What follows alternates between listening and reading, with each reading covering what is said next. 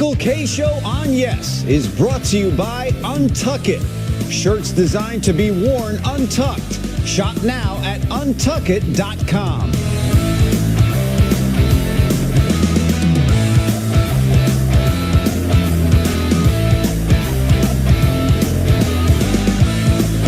Good afternoon, everybody. This is indeed the Michael K. Show. We thank you for joining us on this Friday, December 13th, 2024. This is the final show of this iteration of the Michael K. Show. There'll be other Michael K. shows, but this one is ours. We are coming to you live from Tommy's Tavern and Tap in Clifton, New Jersey, and not trying to oversell it, this place is absolutely packed. And we thank everybody that's been waiting outside for a couple of hours and hope that everybody did get in, tried to see everybody when they came in. And it does mean a lot to all of us. The show has meant a lot to all of us, and hearing your stories that you told me while I was outside, it means the world. It really does. So if we help you get through a tough time at any point or a happy time, it means a lot. That's what you do this job for. Yeah, it's like so many stories like that. You know, it was a tough time in my life, whether it was COVID or some illness they had, or it's just, hey, I started listening a variety of years. Could be 2018. Some people went back to 03. You know, just crazy stuff. Since July 15th, 2002. That's when the show started, 10 to 1. I think we moved to Afternoon Drive sometime very early 05. Right. So that's 19 years in Afternoon Drive.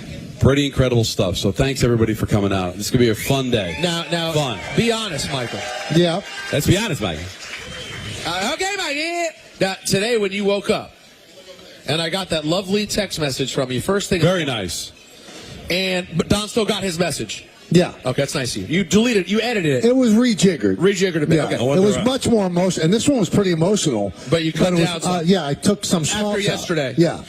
But when you woke up today, and when you showed up here today, and you're seeing what you're seeing, is it feeling a little more emotional than it has the rest of the week? Maybe a little bit more, but you're not going to get me to cry. You don't think you're crying? I don't want you to cry. It'd be uncomfortable to see you cry. I don't know. I don't think I will. No? No. But if I do, so does it make me less of a man? More of a man. Who wants to see him cry today? All right, well, here's the secret sauce to make That's that what happen. they want. If you go up to Michael and you say, Michael, I've been listening to the show since 02. Means nothing. And the show really means a lot to me. You won't get anything. You'll get eggs. Right. What? But if you want Michael to cry, say, Michael, you got me through a lot. Once he Peter and Don, they could die right in front of me. But you are the reason I listen. I am going to miss you. Individually. And unfortunately, I'm not around 1 to 3. So then that might get him to cry. Then he might a little bit. Tear up. But clamped, maybe. We have a lot of interesting, exciting, random things today. Oh, my God. You can't even figure out what we're doing. I got a couple surprises for you guys. You do? Sure I do. Sure I do. It would be just like you to surprise someone. Yeah, I got a couple of surprises for you as the show goes on. But my agent got me a cake, Russ, and congrats to Don, Peter, and Michael. By the way, I'm not sure it's congratulations on 22 and a half years, or congratulations that you don't have to work with Michael anymore. I didn't ask him. I just took the cake. But by the way, I like that your agent put your name first. Do you see that? Right. Well, that's what it's going to be on the new show, That's right. Right. That's right. I think it's congratulations for the percentage of 22 years. Right. Well, yeah. You get a congrats. Yeah. Well, Don, if you do the math, you spoke 16 years of the time. That's not a true number. I didn't talk 70% of the time. How many people think Don talks a lot? How many people have a problem with that? No, you asked it the wrong way. How many people love every single word that comes out of Don's mouth? That's good. See, that's how you do it. You got to phrase it the right way. Yeah, I didn't want it that way. I know. Well, it could be 70% because, Peter, there was that one summer and there's a lot of Yankee Day games.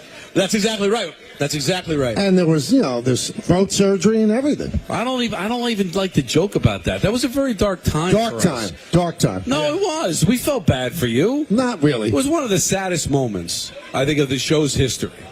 Was that beach bash where Michael's sat there silently. And it was sad for a bunch of reasons. Number one, it was sad that Michael had to sit there and couldn't speak. And it's sad that management thought it was important for the guy that couldn't speak to still be there. That's the thing. That's the sadder part. They thought we need to have basically Weekend at Bernie's Michael sitting there. Right.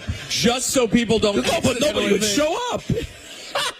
For Peter and Don, nobody will show. Now, for those that are listening on the radio, Sure. Don's wearing a what is that, Peter? It's like a Home Alone crew neck sweater that has like little lights on it that light up, red and green. Yeah. And then he's wearing semi-matching Home Alone pajama pants. Yeah, it's a good look.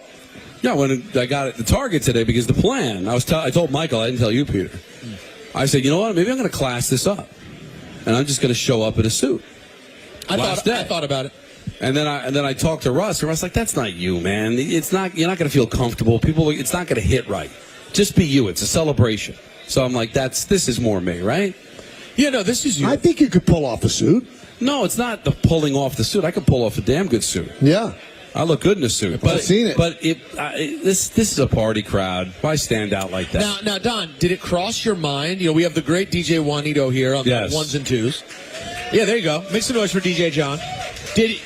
When does he go with John and when does he go with Juanito? Yeah. He's usually DJ Juanito, but at 7:40 every morning he's DJ John. Okay. We don't know why. Did you consider there you go. Did you consider a song today?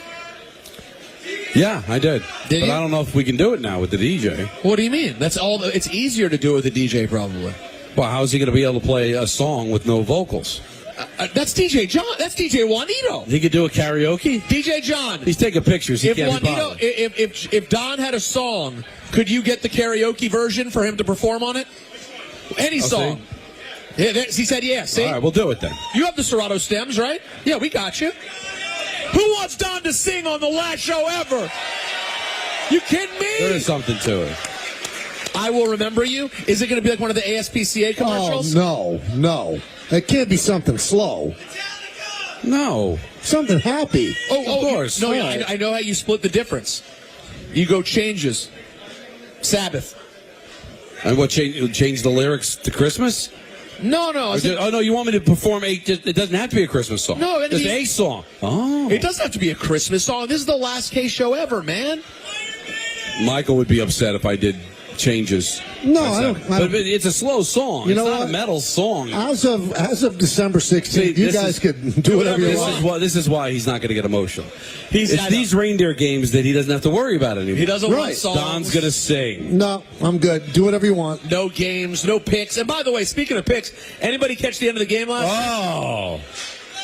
Thursday Night Football's big. Thursday Night Football apparently is killing it for Prime. You guys are out on Al Michaels, I see, but a big win By the for way, me. coming back next year. Oh, he's back? Yep. By the way, he should come back. He had a great year. He did have a good year. I did not like the way that game started for my Rams pick.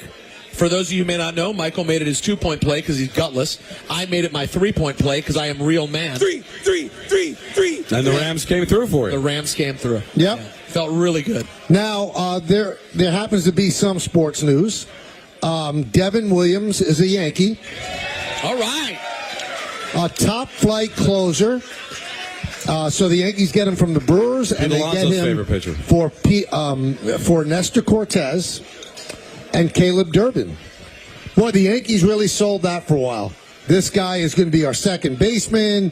Great bat-to-ball skills. He's in Milwaukee. He's out. He's out. So Devin Williams now, if you're a Yankee fan, this might be bad news. The Chicago Cubs acquired Kyle Tucker. What the F? So that was on everybody's wish list for the holidays, but it didn't turn out that way. The Cubs had really high-level minor league high draft picks that they could send to Houston, and they did. And there was always a part of me, I think I said on the air, I'd be surprised if the Astros would send such a great player to the Yankees. They still have to get by the Yankees. Right. They don't have to get by the Cubs. No. So now the Yankees, I guess, maybe that the Cubs have Kyle Tucker. Maybe they take less from the Yankees to get Bellinger. Maybe. But that was a tough one. I think a lot of the Yankee fans wanted him. Yep. But there's still a lot of moving and shaking going on for sure. We'll continue to monitor Oh, yeah. it. We got some big We guests love today. monitoring. And Yeah. also, Eclectic guests. we've got great sponsors that made this all possible. Sun Cruiser, Vodka Iced Tea, That's it. Amazon Pickup. We love Amazon. Yingling, Flight by Yingling. I like you pointing to each thing. This is nice. Tommy's Tavern and Tap. Yeah. And I'm wearing their underwear right now, Shinesty. Show us. You want to see? We want to see it. You want to see? Oh, boy. Yeah, I'm going to pass. That's Yeah, I not think the that's last not a memory I Oh. want. Yeah. That's not what anybody wants. Nobody wants that. Why? I don't know why. What are some of the surprises that we could say, Peter? Don't we have a big-time superstar coming? Yeah, I'll say it right now. Say it. I'll say it right now. Very excited. Tomorrow night is Saturday night's main event. WWE's massive primetime event that I'm very excited to be a part of on NBC tomorrow. And making his return to WWE after many, many years and making his debut on the Michael Kay Show right here in Clifton, New Jersey will be the Hall of Famer, Jesse the Body Ventura, ladies and gentlemen.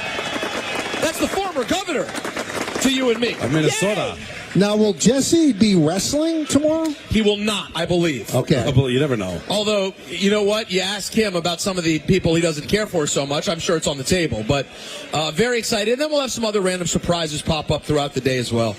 Like what? Why don't you tell us? That's not. Let me explain the thing about surprises. I don't know how things are going to work on the future K Show, but here that means surprise. My brother ran into Shane McMahon last night, and he wished us well on our last show, and he's going to miss us. We like to call him Shane O'Mac. I love that Shane O'Mac was aware of that. So you were surprised? I guess you would be the one to know. I wasn't taken aback by it the way you were. I haven't seen him in a while. He's always very friendly. I didn't know how much he actually listened. I know he lives in Tribeca. It's really cool that he actually listens. Have you heard from any greats or near greats of the industry to show their love? A lot of people. You know who DM'd me? Who DM'd you? Nick Totoro.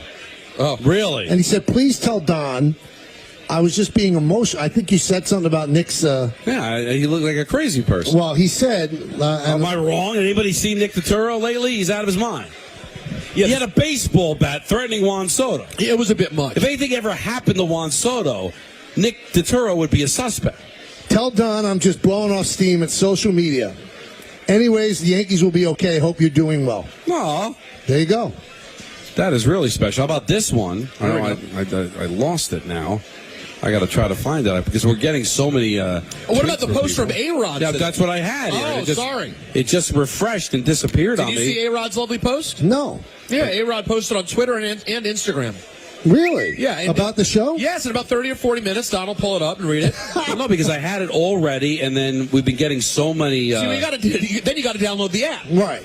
Which and you don't have the internet. It was right here, and then Wi-Fi. It was refreshed on me. It was a lovely. Congratulations on an amazing 22-year run. Michael Kay, Peter Rosenberg, Don LaGreca, your show was a must-listen for true New York sports fans. You three never disappointed. Wow. Yeah. The Rod. Rodriguez. The Rod. The Rod. The big Rod. All right, so since this is the end of the show, Don, do you remember the first show where you really didn't participate that much? Oh, I'll never forget it. Please tell everybody. I remember it as much as I remembered like yesterday's show. That's how fresh in my mind it was. So all these pinhead suits, I don't know. Some of them will be here. Some of them will be, but whatever. They did it. They made their bed. Now they got a lion. Right. Now Michael was probably at Yankee Stadium, but he was not in studio. So they tell me, Don, big opportunity for you to co-host with Michael Kay. Hang in there and do a show with Michael Kay. And I'm thinking, wow, that's really cool, man. Voice of the Yankees, get to do a show with Michael Kay. Why not? Hey. So I sit there, and we did 2 shows, back-to-back days. The first show, Michael says to me, so I hear you're a big hockey fan. I was like, yeah, love hockey. He's like, I put harness racing ahead of hockey. Let's go back to the calls. That was it. That was day 1. You are a terrible person, man. Day 2. Look at you. Day 2, if you remember ESPN, the made for ESPN movie about Coach Knight. Yep. I remember it. And it was horrible. So you asked me, Don, did you see it last night? I said, yeah, it was horrible. He's like, ooh, look at Don going after the network. Boy, and was that a portent of things to come? So the Yankees last night. So those are the first 2 days. So I hate his guts, and I want him dead. I'm like, this piece of garbage is ruining my opportunity, Peter. I got a chance to do a show with Michael Kay. He spoke to me twice and didn't even barely let me respond. Well, and by the way, what an animal. Now, and by the way, the 2 things he said One was intentionally disrespecting your passion. Intentionally disrespectful. The second was calling attention to upper management. Hoping you'd get canned. Now, Michael, why don't you tell everybody what you were told about Don LaGreca's opportunity to work with Michael Kay? Well, they told me we have this guy, Don LaGreca, and we'll have him in the studio because, you're going to be at the stadium and on the road, and in case the line drops out, he's there to take over. They didn't say he was a co-host. They didn't say incorporate him into anything. So that was what was... And this has happened throughout the years, where they bring somebody on the show, and they tell them one thing, and they tell me another, and then they say, here... go swim in the deep end. This was early on. The story we're telling you is technically before the actual Michael Kay show came to be on July 15th, 2001. But it was the first interaction I had with Michael on the air. So I was just an insurance policy because back in 01, the technology of working remote was a little sketchy, especially for our company at that particular time that had to pay 86 cents a minute on ISDN. So having somebody as an insurance policy back at the studio was probably a good idea. Was it really 86 cents a minute on ISDN? It was ridiculous. Wow. But you know what? We made it work. Eventually I did updates, and it's because of Michael Kay that I was able to have the career that I did. When they put us together on July 15th of 02, I was the update guy. And Michael did the show. But Michael would ask me things, bring me in, and then eventually it got comfortable enough where I became a co-host. And the only way that happens, Peter, is if you have a host that doesn't have an ego, a host that's going to allow people to grow around them. Because he could have just treated me like a yo-yo update guy and not talk to me. And so who was the host that you're talking about? That's this guy. This guy. I'm talking about Michael Kay. Wow. Well, there's different types of egos. That's right. But this particular ego was, hey, this guy's pretty good at what he does. It's difficult doing a show by yourself. I trust that if I throw him in, he's not going to derail the show. Peter, that doesn't happen unless Michael allows it to happen. He never had any motivation to do it. No. Thus the reason, he's moving on and he's not going to allow anybody to talk on his 1 to 3 show. But now, 22 years later, I feel that I'm finally capable of doing a show alone. That's it. Yeah. So you don't need anybody. And by the way, and let's check back in a few months. And make no mistake, I'm not kissing up. Like, he didn't need me. But I thought he looked and said, I think this guy can bring something to the table on the show. Everything you're saying right now, because today's the day where we lift it all up and show everything. Yeah, what do we like to lose here? I mean, well, you and I still have to do a show together on Monday. We'll be fine, though. Well, the beauty of Kay is, you said no ego. That is not true. Whenever he says, I have no ego, I hate myself, I disagree with that. Michael definitely has an ego. He definitely likes it being the Michael Kay show. He enjoys being Michael Kay on the Michael Kay show, blah, blah, blah. But he also does have an unusual generosity where he does not feel any sort of jealousy to see his partner shine. You see what I'm saying? Oh, absolutely. Like Michael wants to be king of the mountain.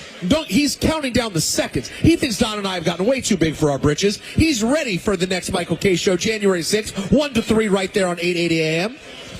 But when we shine, no one seems to take more joy in it than Michael Kay. That is the conundrum, the complexity that is Michael Kay. So that would lead me to believe that you're full of crap when it comes to me having a big ego. Go ahead.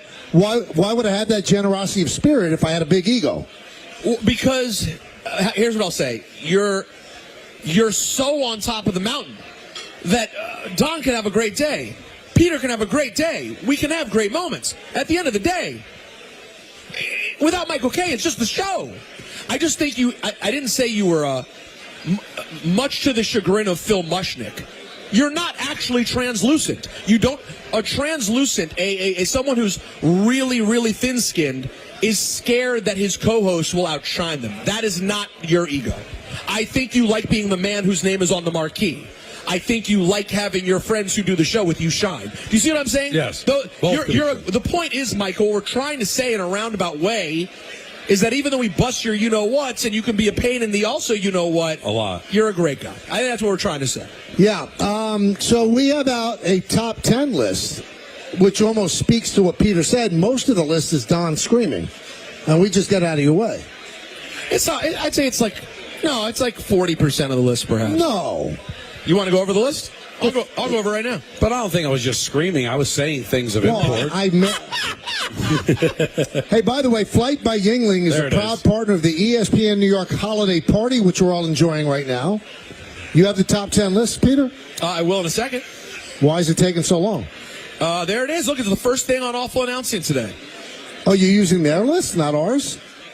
Oh, I was using the Awful Announcing list. Do we have our actual list also? It's somewhere. Do the awful announcing. Well, here's Now what that he's actually here, we should bring him on. Here's what I'll tell you what Awful Announcing had to say. All right. It's the end of an era. After 22 years, the K Show, as we know it, has come to an end on ESPN Radio in New York.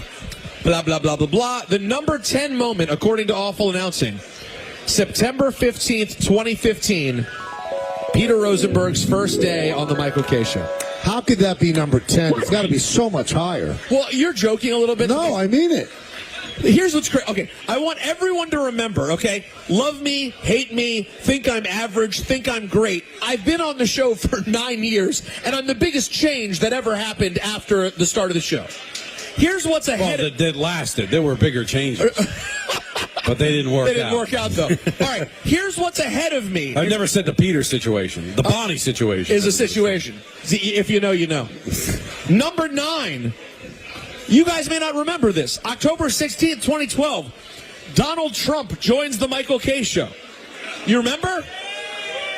No, we're not talking politics. He wasn't the president. He was just hosting The Apprentice. Like, that was not the 9th biggest moment ever in the show. But that was the thing that catapulted him to the president. Is that what it is? Oh, so you're saying this moment wasn't big for the K Show. It was big for Donald Trump. And for the nation. But that'll be on his list of... And the world. And the world. Yeah. So, yeah, I disagree with that. I mean, I'm pretty sure I remember those days. You guys were station number 31 out of 42 that Donald Trump had to call during his apprentice run. But, okay, number 8, another great moment. December 13th, 2019, Edith from Mawa joins the Michael K Show.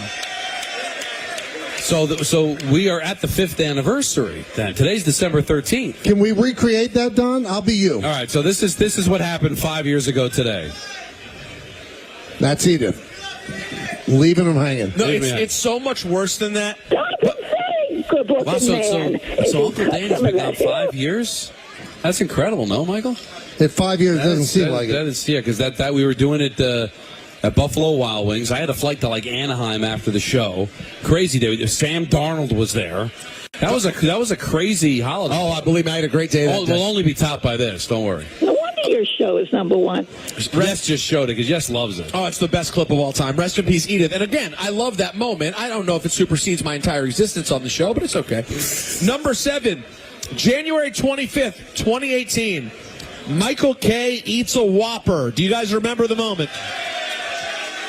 Some of my greatest days were days I had Whoppers. It's a hell of a day.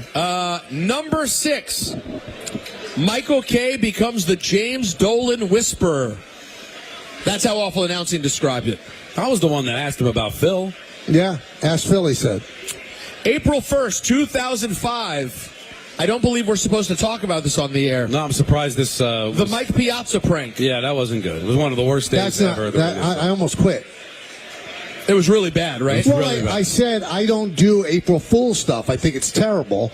So they decided to do an April Fool's thing. Wait, who was they? I think it was Aaron Spielberg. Aaron Spielberg, who was disciplined and pulled off the show and made program director. Because at our That's an interesting station, punishment. we fell up. Wait, hold on. He produced your show at the time? Yes. And what he did was so egregious Yes. that they gave him a better promotion. title and promoted him to program. Right. Yes. Interesting. Now you're up to 5, right? Yeah. Let's hold off on those because we have to break. All right, let's do it. Because we have a special guest We coming sure up do. next, and we want to do that and do it right. We'll get through. We got a lot of stuff to do, everybody. Thank you all for being here. Don, tell us what happens when you go in your bath nude.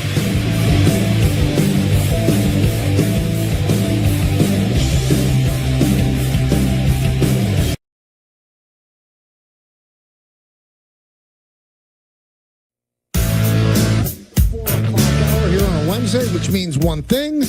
Our good friend Mike Lupica of the New York Daily News, and you could read him on MLB.com, and obviously all of his best-selling books as well. And he's nice enough to join us every Wednesday at this time. Hi, Mike. How are you?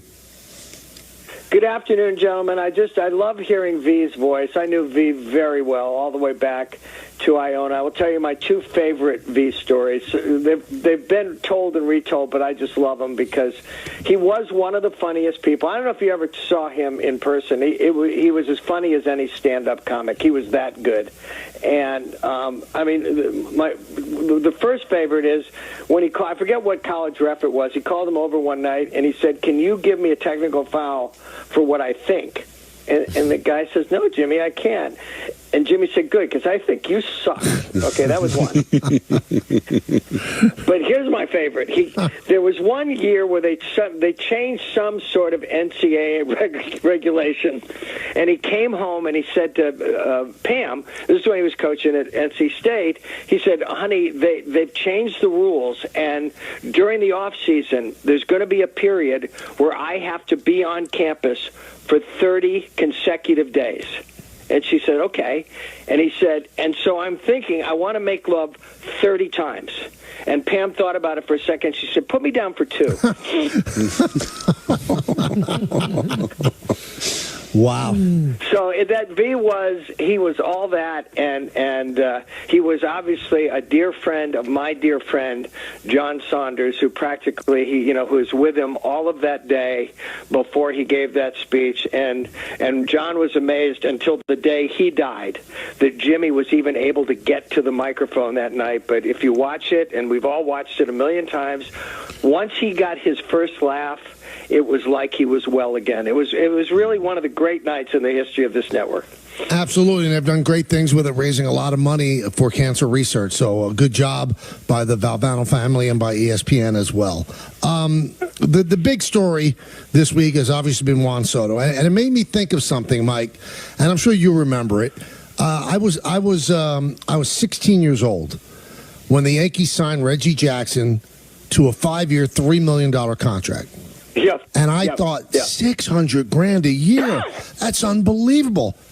Could you have ever envisioned it going to the way it's gone now? No, I don't remember whether we talked about this a week ago. We may have. One of the great writers I ever knew, William Goldman, who was a dear friend and my mentor, Butch Cassidy and The Princess Bride and Marathon Man and on and on and on. He once said to me, "People think you have to have a lot of people involved to have a great bidding war." He said, "No." He said, "All you need is 2 people who really want the same thing." And there were more in this case, but at the end of the day, there were 2 in the end. There were 2 people in the ring at the end, and it was Steve Cohen and it was Hal Steinbrenner. And, I wrote this the other day. No Yankee fan could be mad at Hal Steinbrenner. He went so much further than any of us thought he would ever go. And when he finally quit, it's not like he quit on his stool. He in this case, he did leave it all on the field. And if somebody was going to money whip the other guy, it was going to be Uncle Steve. And he just decided that he wanted Juan Soto, and now he has him. And the one thing that people don't talk about with Cohen, and as I said in this column the other day, he's a pirate, but he's the Mets fans' pirate now, okay? Right. He's going to make money off of Juan Soto. The attendance and all the other ways that he grew his brand with this. I'm not saying he's going to get it all back, but I'm saying this is a guy who doesn't make stupid business decisions. I mean, he's one of the few owners in town who actually made his own money. He actually made his own money. And so if it came down to money, nobody could be surprised. I mean, we talked about this for weeks. This is the way I thought it was going to come out, and it was perfectly logical. And I'll tell you something, guys. The Max Fried contract in its own way is as crazy as Soto's contract. But everything is cause and effect. Soto hit the market at a perfect time, in a perfect place, at a perfect moment after he had been to the World Series with the New York Yankees, okay? And then he signs his contract, and then Max Fried is sitting there, and that many years and that much money for a guy who's actually had some forearm troubles, it's crazy. But the Yankees were absolutely not going to make a big splash and get a big player, and so now here we are with that. No, listen, I'm not happy with the current climate of baseball that a big owner can come in and throw that kind of money around, but you know what? I'm a Met fan. and I'm not going to apologize for it. And the Met fans who are trying to come up with some other sort of narrative of, well, it was about the farm system, or it was about Mendoza, or it was about, no, but it's okay. But Mike, it's okay, right? It's okay if the Mets won because of money. Donnie, here's the deal, okay? You know who wants Steve Cohen to be their owner? Everybody. Right. There isn't a sports fan that I know who wouldn't love Steve Cohen to be their owner, because he is relentlessly going to do whatever he can to set his team up to win a championship. And does this guarantee it? Absolutely not. We've gone over this. Alex Rodriguez left the Mariners. They won 116 games the next year. Bryce Harper left the Nationals. They won the World Series the next year. I think I told this story on the show. Maybe I did. I was in Boston the weekend that the Alex Rodriguez from the Rangers to the Yankees trade was made. And you would have thought that a meteor was about to hit Kenmore Square. It was the end of everything. Oh, my God, he's going to be 60 feet away from Derek Jeter. They're going to go to the World Series every single year. They have been twice since then. They won one, and they went back this year. So every time you think that this is some sort of apocalyptic, game-changing thing, then, guess what? Then they have to go out and play the season. I mentioned this in a column the other day at MLB.com, okay? The Dodgers last winter spent $1 billion, north of $1 billion, on two baseball players, Shohei Ohtani and Yamamoto, okay? And with all of that and the fact that they did end up winning the World Series, they were one loss away from being out of business against the Padres in the division round. And you know who saved them that day? It wasn't Ohtani, and it wasn't Yamamoto. It was 9 relief pitchers in a bullpen game. Saved their season, shut out the Padres, and a few weeks later, they're dancing on the field. All of this stuff is great. The baseball winter is great, and then guess what? They're going to go play the season. Now, a lot of our listeners might, they're younger, and they might not know this, but Mike Lupica is the guy who christened George Steinbrenner as the boss. He's the first one who called him that in the Daily News. So one of the narratives that's out there right now, Mike, is... Oh, God. Well, no, not what would George do. But George would not have allowed this to happen. And with all due respect to George, he didn't have to deal with Steve Cohen, and he didn't have to deal with Guggenheim Partners. So it might have happened to George. Oh, my God, there's no more tired trope in town that, George wouldn't have let this happen. What would George do? Okay. Yeah, you know what George did? When he wanted Dave Winfield, he went out and got him and had buyer's remorse, Michael. How soon? About 20 minutes later? Mm-hmm. And all of a sudden he was Mr. May, okay? And he was basically bidding against himself with Dave Winfield. So this would have played out exactly. It was so logical the way this was going to play out. And I know that Cohen, from everything I'm reading, didn't know until the last day that he was going to get him. But he had, in his case, he had more money to offer. And maybe Soto did, even though he took more money, maybe he did buy into a brighter future. I don't know. But this guy, if you're rooting for his team, what more of an owner could you want than Steve Cohen? Speaking of owners, I'm surprised it took this long for somebody to fly a plane over MetLife Stadium like they did on Sunday. And that was such a turning point for the Giants franchise in '78, because Wellington really cared about the fans, and he really felt hurt by that moment. What's going on with John right now? What do you think he's going through?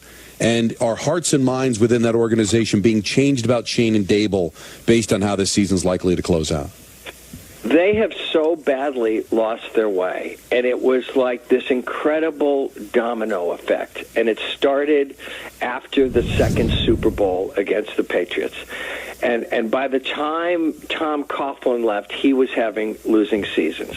And then we know what happened after that. The parade of I'm not going to call them tomato cans, but okay, McAdoo in the bad suit, and Shermer and Joe Judge, Mr. Quarterback Sneak on 3rd and 9, and finally this. Listen, I like John. I like Brian Dable. I don't know Joe Shane. opinion, okay?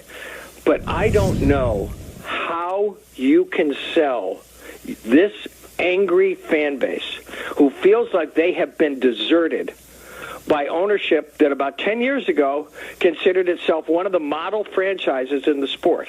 They were the Steelers and the Giants, the family business, all that stuff, okay? And now they have become a team as lost as the Raiders are lost right now, as the Carolina Panthers are lost right now. And the names, Mara and Tish, right now don't mean anything to the fans. And again, I've told you this before. I love Wellington Mara. John Mara and I went to. We knew each other in college. We went to college together. I know how much he wants to win. He just doesn't know how anymore. Yeah, it's shocking. It is shocking. And let's move over to the other team. Aaron Rodgers spoke again today. Yeah, he never stops. And said maybe there is a Jet curse and we have to end it. So now it's a curse. Now it's something that we can't even touch. It's nothing that we can put our finger on. It's the mystic other world. If this guy had made a few plays along the way, they'd be a 500 team right now. Yeah, they'd be battling for the playoffs. No. If he had just made a few plays, they're battling for the playoffs right now. And the defense has been overrated, absolutely. They're a team as badly coached as there is in the National Football League. Okay, that much is clear. But if he makes a throw against the Vikings, they win in London. If he makes a throw against, he tried to blame it on Williams. If he makes a throw against the Bills, on and on and on. I'm not saying he had to make all of them. But he was brought here. Those were the plays he was brought here to make. And what we have seen is a 41-year-old quarterback coming off a devastating injury who is never going to be the same again. I'm not saying he might not get a job next year. He might very well get a job. But if he had, Belichick's great line, do your job, okay? If Aaron Rodgers had come close to doing the job he was brought here to do, the Jets are a 500 team right now. They're a 500 team. You would have thought that by accident, in all of those games where he had the ball in his hands, when he had the game in his hands, he would have been able to deliver, and he never delivered one time. Even if it had been once or twice, Mike, you're right. It's a totally different season. They're still playing meaningful football games. I know this is a bad guy take, but I'm curious for your thoughts. The numbers were way up, over 300 yards this week. And, Mike, I watched the game, and I still never saw him throw the ball in any way like he used to. Oh, Peter, how about the last drive when they can put this thing away, okay? And, again, it's coaching and it's him. And maybe you can't separate one from the other. They get stuffed for a loss on first down, and then he gets sacked on second down, and then he throws the ball short of the markers just trying to preserve the field goal, and they kick the field goal. But they never go down and score the touchdown to win the game. He never, he did make a play down the field, and it was like a Christmas miracle the other day, But no, this is on. I don't care what he says. And the other day, he didn't want to talk about Jets history. He's only been here for one season. Okay, now he's going to talk about the curse. Shut up. Now, Mike, now it gets hard. As you might have read, there's going to be a little change in programming here at the station where I'll have a 2-hour solo show from 1 to 3, and Don, Peter, and Alan Hahn will have the show from 3 to 7. That's speculative, Michael. Speculative, but that's what it's going to be when they finally get around to writing a press release. I think Michael knows where his show's going to be. And what we're doing is we're allowing the children to choose what parent they want to live with. Yeah. Yeah. So yesterday we did it with Buster only, and Buster chose me, and Don and Peter were not pleased. But the big free agent is you. So which way do you want to go, Mike? You want to Juan Soto minus the money, so to speak. Yeah. There's no money involved. No. Right. Okay, well, listen, I knew this question was going to come. I mean, as soon as I realized that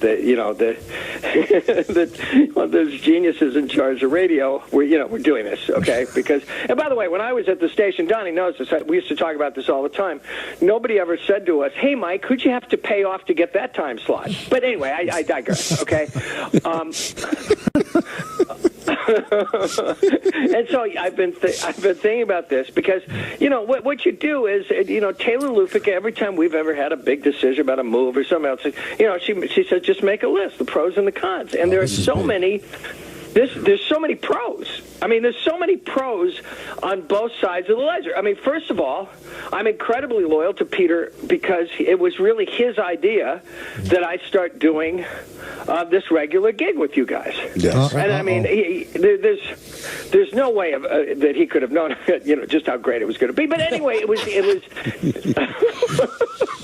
So things always start. And listen, and Michael, I'm trying to just soften this, Michael. But everybody knows how much I love Don LaGreca. I mean, I would have how much I respect him, and I respect you too, Peter. Don't take this wrong. No. You know him a long time.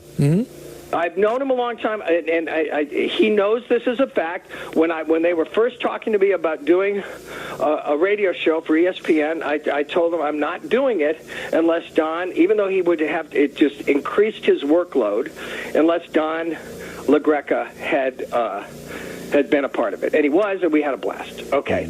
And Michael, I feel like I helped raise him in this business. I mean, I was responsible for getting the New York Post, and this is why this hurts me, Michael, but I don't like how this is going. Michael, you know that you ended up at the Daily News because I went to the editor of the paper and I said, he's the last guy in the parking lot every night. Yeah. He gets stories that nobody else is getting, and we have to get him, and we got him, and before long he was on the radio, and before long he was the television voice of the Yankees. So I do not take this decision, Michael, I don't take this decision lightly, okay? So I'll just say to Peter and Don, see ya! Yeah! Mike, and I say this sincerely, enjoy the smaller audience earlier in the day. Wow, you hear that? You know what they say, Peter? You know what they say in show business, okay? There are no small parts. There are only small actors, Peter. That's right. Well, hold on. Don said that, to be clear, but I agreed with his sentiment completely. I hear what you're saying. This was tough, what you just did. This is going to be tough for us. This is very difficult, but I can't. I've known Michael longer, and I've been so happy, and I've had so much time with the three of you. I'm sorry that and I'm not ruling out the fact that it's some down the line from time to time. I will. And the new the new guy. No. Once you choose, you choose. Once you choose, you choose. See, I think you made the right choice when you hear stuff like this. It's over now. And there's no sleeping with the ex-wife. Are you really comfortable with this attitude right now? You know what? Do you want to have to every Sunday from now until the end of time read that Sunday column and just with anxiety? No, please don't do that. Another one? I can't have another Sunday column like that, Mike. No, listen. It was a very, very. Actually, it wasn't that difficult. But anyway, it was a somewhat difficult decision. Yeah. It was a somewhat, thank you very much. It was a somewhat difficult decision. I knew you guys were going to make me choose, and after all of, I've got all this time invested in Michael Kay, and he's really, the way his career has played out, it's made me look very good, okay? Right. And so, right? Yeah, no, it has. And so, and again, there's no facetiousness. Peter came up with this idea, and I'm repeating myself, but everybody in town in the media business knows how much I love Don LaGreca. So this was not, really as easy as I'm making it sound, but at the end of the day, I've just known Michael longer. I'll tell you a story that applies here, okay? I was talking to John Thompson, the great John Thompson, and we'd had a difficult relationship until later on in his life, and then we became friends. And we were talking about all of the Georgetown centers, And I said, come on, you got to tell me, Dikembe, Alonzo, Patrick, who'd you like best? And he just looked at me with that voice, and he goes, Patrick came first. And in the end of the day, Michael came first, and so there you have it. Beautiful. I couldn't have been more happy. Because if I ever, Michael, God forbid, got were you divorced worried? and the children chose me, I'd be overjoyed. I'd be laughing at Jody's face. No. And you know what, Michael? Did you feel like it was going away from you then halfway through the Yeah, I thought it was slipping away, and I was starting to get a little nervous. And Michael, I'll just tell you this, and I say this with love and great memory, okay? Uncle Danny would have been really pissed at me. What, if you chose the other way? I think you would have liked the acting. Yeah, if I hadn't chosen you. Uncle Danny would have been happy with, right? Yeah. No, he would have been... Because, you remember at the wedding, I practically made him get up and sing. And he goes, no. I said, get up, come on. Do you know the best line from that wedding, Mike? I don't even know if you know this, but my uncle was singing, I think, and Paul O'Neill turned to somebody at his table and said, who is this guy? Really?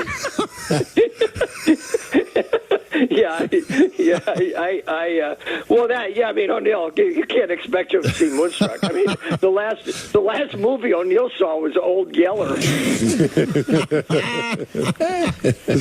Mike, have a Merry Christmas. Yes. I know you're going to be up east, so maybe we'll run into each other. You guys have a great holiday, everybody. And even though I don't like the way this sounds, Michael, I'll see you on the other side. Yeah. January 6th. Thank you, Mike. January 6th. Okay, bye, guys. You good? You guys a little crushed or not? Are you okay? No, I'm good. Guessed or whack. See that? Listen, I knew he was going to pick Michael. He discovered Michael. He was going to pick Michael. Listen, it was a gutless choice, but it wasn't surprising. And this is, again, Don, this is one of the things that's wrong with America right now. People, they all just go with the old guard. Everyone wants to go with what's safe. Everyone wants to go with what's been there. But the innovators, the people who want to be a part of something new, something special, that's who's going to come on this journey with us. Frankly, as far as I'm concerned, Don, we could start. Maybe we start completely fresh. I think this is going to age the way Steinbrenner's signing of Winfield went. I think Lupica's already regretting it. Well, maybe it'll go like Steinbrenner's signing of Reggie, though. We'll see. You know what? You guys made a point on yesterday's show, and I think that it was a classic case of transference. You're rooting for me to fail. No. Yeah, I think that's the case. Not. No, you can't believe that. No. And you would, yeah, exactly. You wouldn't Don, believe that. Don, we conquered everybody with terrible lead-ins.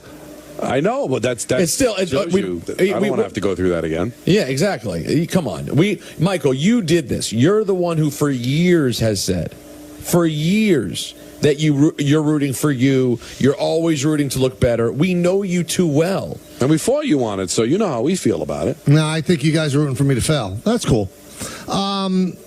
He's making that. No. I really believe that.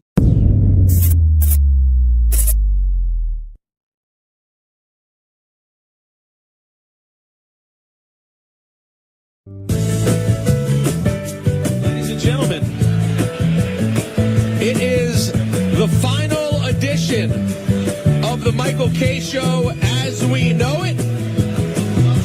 And I am very, very excited.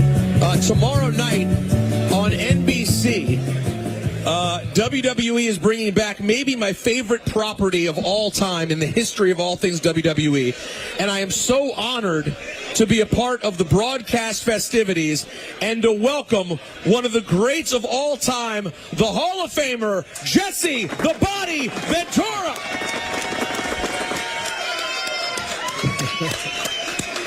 Governor Ventura, how are you? I'm doing okay. Can I just tell you, as not someone who's just been with WWE for a long time, but as a fan, how excited I am and how meaningful it is for us fans that you're going to be back tomorrow night. Are you feeling that energy from the fans? Absolutely. For me, I guess you'd describe hell as frozen over. I had a friend, the late Glenn Fry, of the Eagles. Sure. And I remember when the Eagles broke up and Glenn told me it'll take hell freezing over.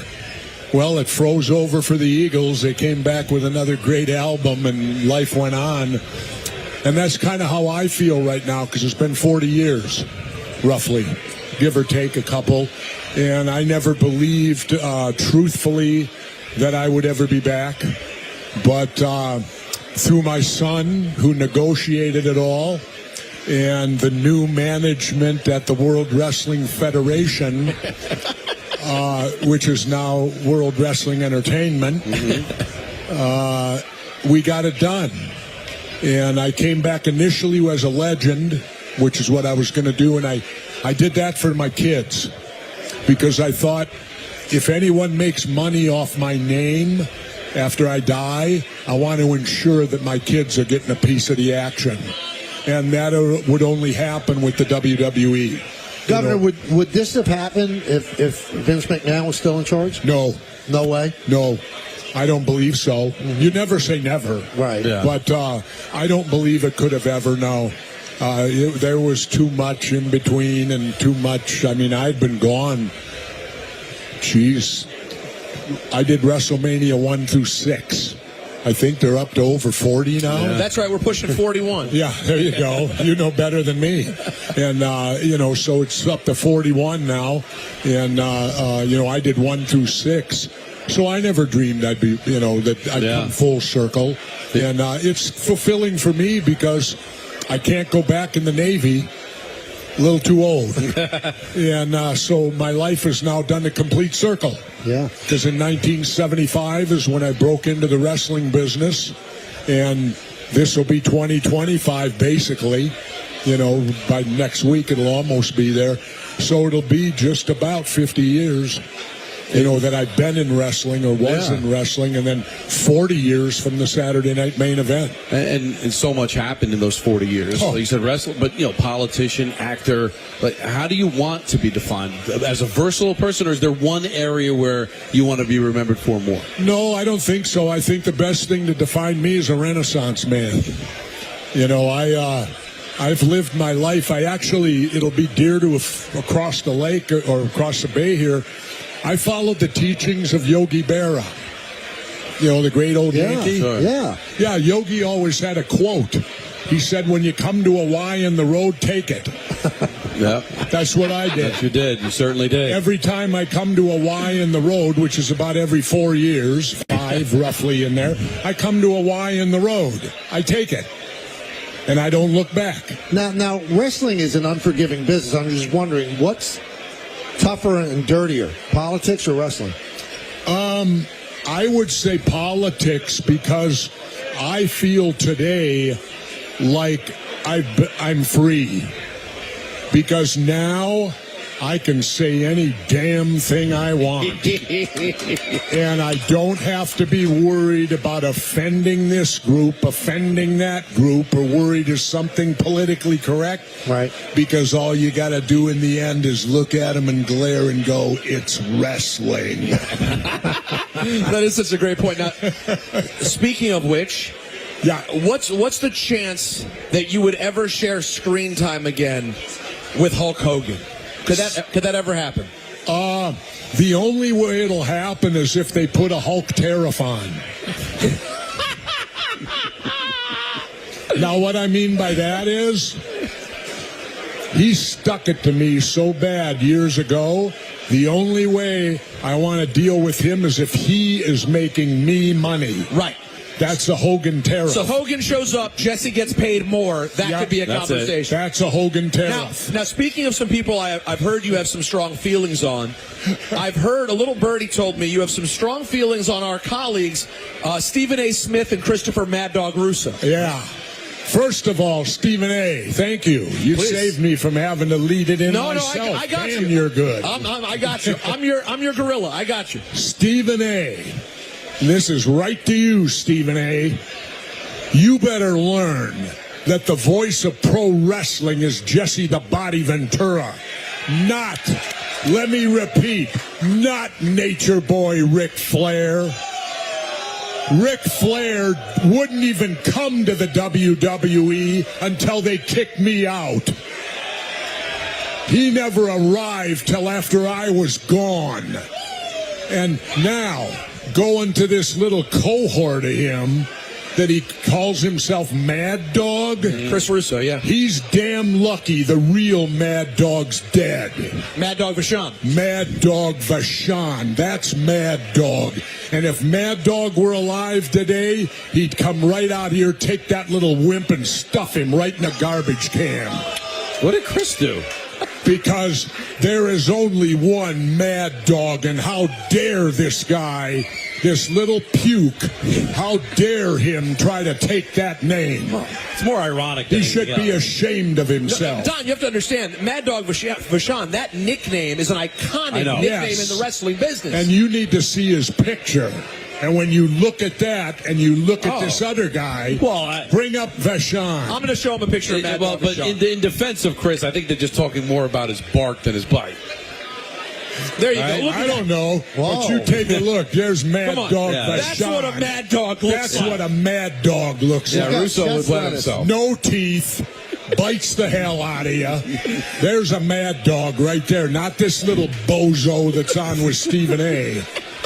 Jesse, have you paid any attention to this, the story, very, very relevant here locally in New Jersey, these drones that are flying over New Jersey? Have you seen anything about this? I haven't seen, but I've heard it. People are talking about it. What do you? You are someone who I know has always been very distrusting of the information that we're handed, and to be honest, so you're telling me I need to bring back conspiracy theory? It might be time. And find out what these drones are all about here in New Jersey. Well, I would do that, but you got to remember something. When I had conspiracy theory before, I got read off on the floor of Congress. Really? Into the record, yes.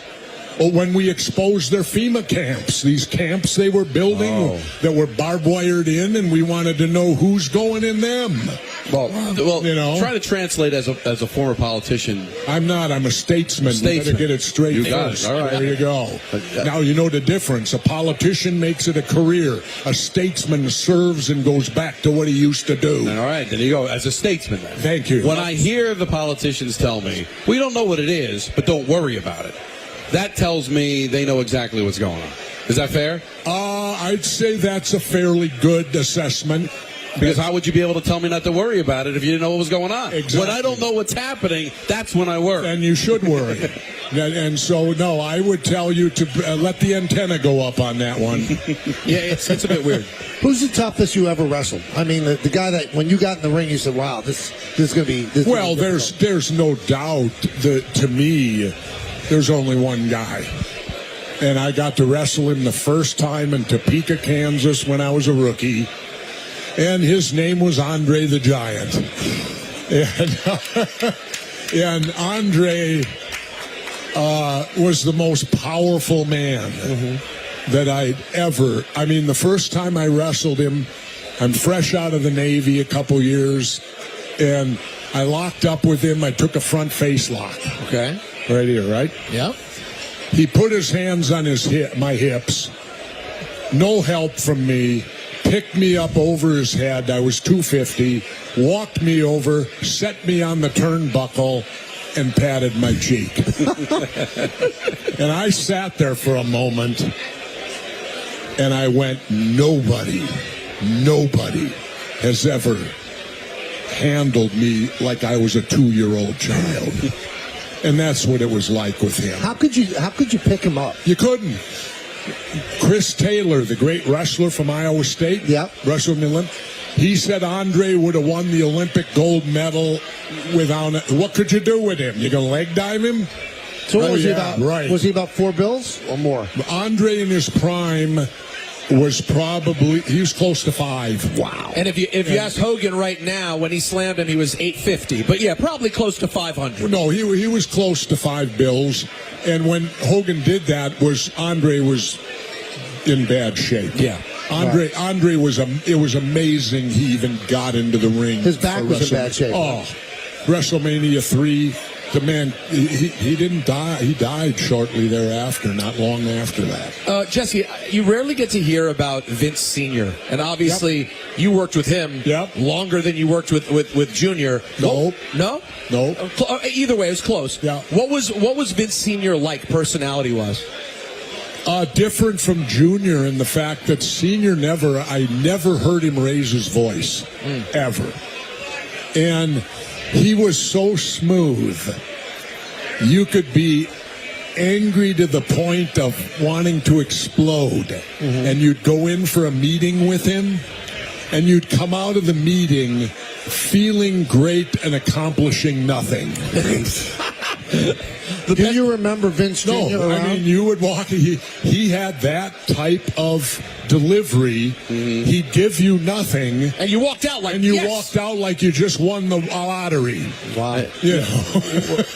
What I feel like happens in sports a lot is that the current athletes don't appreciate the guys that came before them. Do you feel that the current wrestlers appreciate the work that you guys did back in the day to get them to where they are? I think it's the opposite. I think they're going overboard the other way. Okay. With their appreciation. They're very aware Interesting. that the jobs they have today, that people came before them and paid a price for what they're doing today. Jesse, do you know that Peter was the 24/7 champion? What? Yeah, don't. I have to, hold on, listen. Don't embarrass me. Why? You were. Jesse, it was a very silly championship that they were doing for a while. Do you remember, like, it was sort of like the hardcore championship? It could be defended anywhere. No. It was a fakakta thing of today. It's not, you can't tell someone from his era about the 24/7 championship. I just want to give you props. And the other thing you need to understand, when I left wrestling, I left it. Right. I vaguely remember The Rock and Stone Cold. Right. I didn't want So have you done the work yet to be prepared for tomorrow? Absolutely. Who are you most of the I will tell you about real quickly. All right, please do. I think Rhodes. I question Rhodes's. How do we say it? His parenting. Okay. You're questioning the way Dusty raised Cody? No, I'm questioning whether Dusty is Cody's father. Oh, God. What are you? Wait, you don't think Cody's the man that Dusty was? I do now. Because Friday at SmackDown, Cody behaved just like Dusty. He let his ego get in the way. He did a stupid thing. And right now he's in jeopardy of losing his title tomorrow night. Why? Because if he took a match he didn't sign for, he let his ego get in the way, and he's going to pay the price for it, I think. That's just like Dusty. See, I didn't believe they were father-son, and I'll tell you why. The kid has the abs of Mr. America.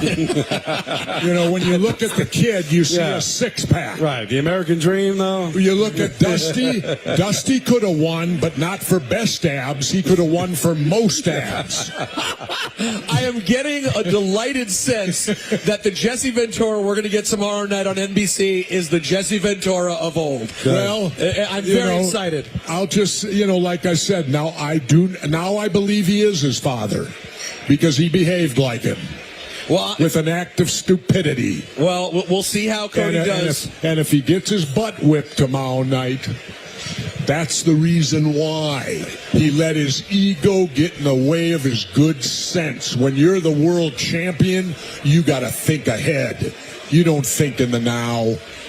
Tomorrow night, Jesse Ventura will be paired up with the great, our colleague, the great Joe Tessitore. He's the best, by the way. It's going to be amazing. 8 o'clock tomorrow night on NBC. Make some noise for Jesse the Body Ventura. He's the best now. But there was someone better. And that was? Mean Gene. Of course, the great. Jesse, thank you, man. You know, I gave him that name. In Minnesota? Yep. At AWA? Yep. I came out one day on the interview and I looked at him and I said, Mean Gene, the hot air machine. And for some reason, hot air machine disappeared. And yet Mean Gene became the longest running nickname of all time. I mean, just about. Yeah, no, he became Mean Gene. His son, even in his obituary, gave me credit. He said, I believe Governor Ventura was the one that named my dad. Wow. Mean Gene, and I did. Jesse, thank you. One of the proudest moments of my way, life. It's a great moment. Jesse Ventura, ladies and gentlemen. Thanks, everybody. Thank you. See you tomorrow night. Tomorrow. We'll be back with more after this.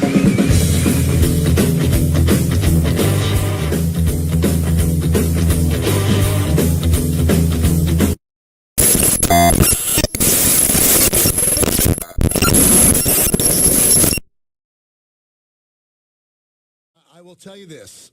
I have a little garbage can next Which to I me, don't want to see you hurl. and I think that this is the tweet that I got just before we came back from commercial from Right. James Williams. Good luck, chunk blower. Oh, that's gross. Well, I'm rooting for you not to. I think I'm leaning towards you're going to say, you know what? That wasn't that bad because you love bread. You love a burger. You like lettuce. So you just described all the things you have not had, but not necessarily know if you don't like. Hold on, Michael. Nice and slow. Wait a minute. We're setting it up Hold on, here. we're setting it up. Don't rush. Michael's grabbing the burger now with his right hand. It's been here for about an hour, so it is a colder Whopper. It's lukewarm. There are the best way to onions, describe a it. myriad of raw onions sticking out the side of the burger. I can honestly tell you that I'm in pre-gag right now. I don't know if That's that's about a what- show. This is a half-eaten Whopper that I've been enjoying over the last couple of minutes. So that's the innards Can I see of it? the Whopper. Looks great. Where you see the mayo, you see the pickle, you see the the onion, tomato, yeah. you see the onion, but you also see the wonderful burger and the bread, which is absolutely delicious. All right, here it is. Michael K., after losing his bet, has the Whopper in his right hand, onion sticking out. He What grabs kind of a bite do you think he He did? grabs with the left hand. We'll see. Hopefully the man bites. He has to finish it. So it's got a lot to get through here. He is really struggling. Now imagine you biting into like raw squid. This is how that's the face that he's taking. Wow. Double clutched. He triple clutched and puts it down without taking a bite. He gagged before the bite. This isn't RJ, good. Kill the drums. It's going to take too long here. This isn't good. Here he goes, trying again. He's lifting it back up. He's edging it near his mouth. Mouth's open. It's in the mouth. And a bite down. There it is. Bite goes down. He's biting. chewing. He keep going. He's making a face, but he's biting. He's chewing. Are you still with us, Michael? Are you still with us? He looks like he's about to pass out. He's got his hand over his mouth. Hands over his mouth, but he's chewing. I got to tell you, he's getting. I'm telling you right now, going Don, down. he's getting through it. Now, he hasn't He's getting swallowed through yet. it. Wait a minute. He hasn't swallowed because there's been a delay. He's gay. He's pointing towards the garbage now. Oh my God! I'm starting to get nervous. Oh no! Now, I don't know if he's going to throw up or whether he's going to spit the remnants out. He swallowed. Hold on. He swallowed some of it. But it looks like he's almost finished with the first bite. All right, let's get an update from Michael. That's a bite. Let's get an update. Get a swig of water in there, Michael. That's one of what probably will be 10 to 12 bites before it's done. So I really have to eat the whole thing? Well, I mean, just tell us your state right now. I feel nauseous. No, you don't. You didn't enjoy it at all. No. Not one bit of the taste was good. What about the burger? What about the bread? What about the lettuce? It's overwhelmed by the ointment. Well, what is it that bothers you the most? The ointment. All of it? I can feel ointment in my mouth. But there's onion, there's ketchup, There's and not there's pickle. moisturizer on the burger. It's Now, ointment. there's three things you've never had before. You did have the ketchup, but you ate it out of a packet. Nobody likes that, even people that love ketchup. All right, He's going right in now for the second one. Go for it. Oh, yeah. Just as big as the first. Oh, yeah, solid bite. He's making a worse face this time, though. Yeah. Although he's I chewing can really taste the faster. mayo. He just felt the mayo. No. Oh, no, he's covering his mouth. Oh, no, he's covering his mouth. Oh, no. Is he going to Yep. spit it out, or No. is he going to... He's fine. He's fine. All right. This is going to... Oh. No. RJ, don't play that sound. RJ, don't play that sound. Don't do it. This is very serious now. This is not good. Because that's... No. You made a sound. Oh, no. Can you see? Peter's got a better angle than I'm over I do. 1,000 on Periscope. This is huge. People loving So this. what happened there, Michael? Did you spit any out? Oh, well, he just gagged again. Oh. All right. Well, now, boss is here. Do I have to finish through with this, Mr. GM? Oh, nodded. The boss nodded. I didn't even think about it. Because I'm leaning towards enough. Yeah, because at least you gotta this get is my friend. I thought this was a scam. Now, either this is like one of the greatest actors of all time, and he's Al Pacino here, or those two bites were the worst two bites of his life. Now here comes three. I don't know if we about what a quarter done. Each time he takes a bite, it's worse than the one before. You think it would get better at this That one point. he really struggled with. I gotta tell you, I don't know what he's struggling with. Now you're looking towards me. There's no bucket here, Michael. You got to look to the left. Don, take another bite. It's Yeah, so I'm gonna good. do it. What a great burger this is. It's as good as always. That one had a lot of mayonnaise and tomato, that one. And I'm enjoying it. So, Every bite seems worse, though. This one he's really taking his time with. can I see the burger, Mike? I want to see how far along you are. All right, he's a little over a quarter done. All right, bite number 4. The problem is the bites are getting smaller. I saw it on that one. but- that was a smaller bite. He's lucky if he knocked off an eighth right this there. This one doesn't seem as bad as the previous 3. Although he is struggling, but it looks like I think we've hit now the level of discomfort. Yeah. So I think he can fight through it here. I haven't seen a gag now in the last Look couple. how red his face is. He's not enjoying himself.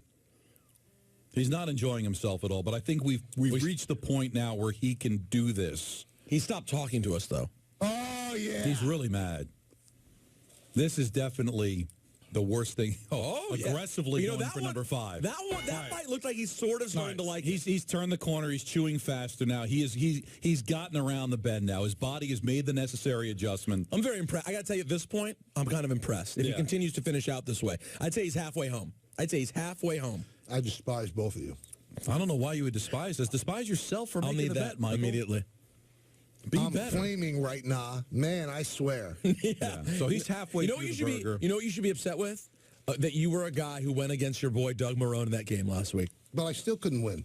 I still wouldn't have been able to win. Oh, yeah, that's right. I got still both would have been games 2 right. out with 1 to go. That's right. That's a good point. I was perfect last week. Forgot. You want to know the worst thing? The 2 worst things. What's that? The tomato and the mayo. And the next bite has a lot of tomato in it. Oh, I see the tomato. It's sticking out on that one.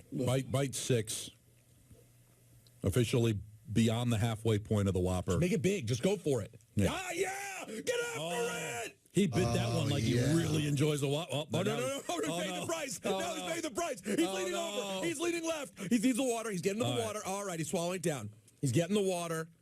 He's looking like he's in the hot dog contest. That was rough. That was bad. All right, so let's get another update. Are you satisfied, or do you want him to finish? No, I'm finishing it. Yes. You know what? I knew it. This is my guy. You are getting a lot of points with the listeners. Twitter is exploding right now. They can't believe that you're fighting through this. You legitimately look like you're struggling.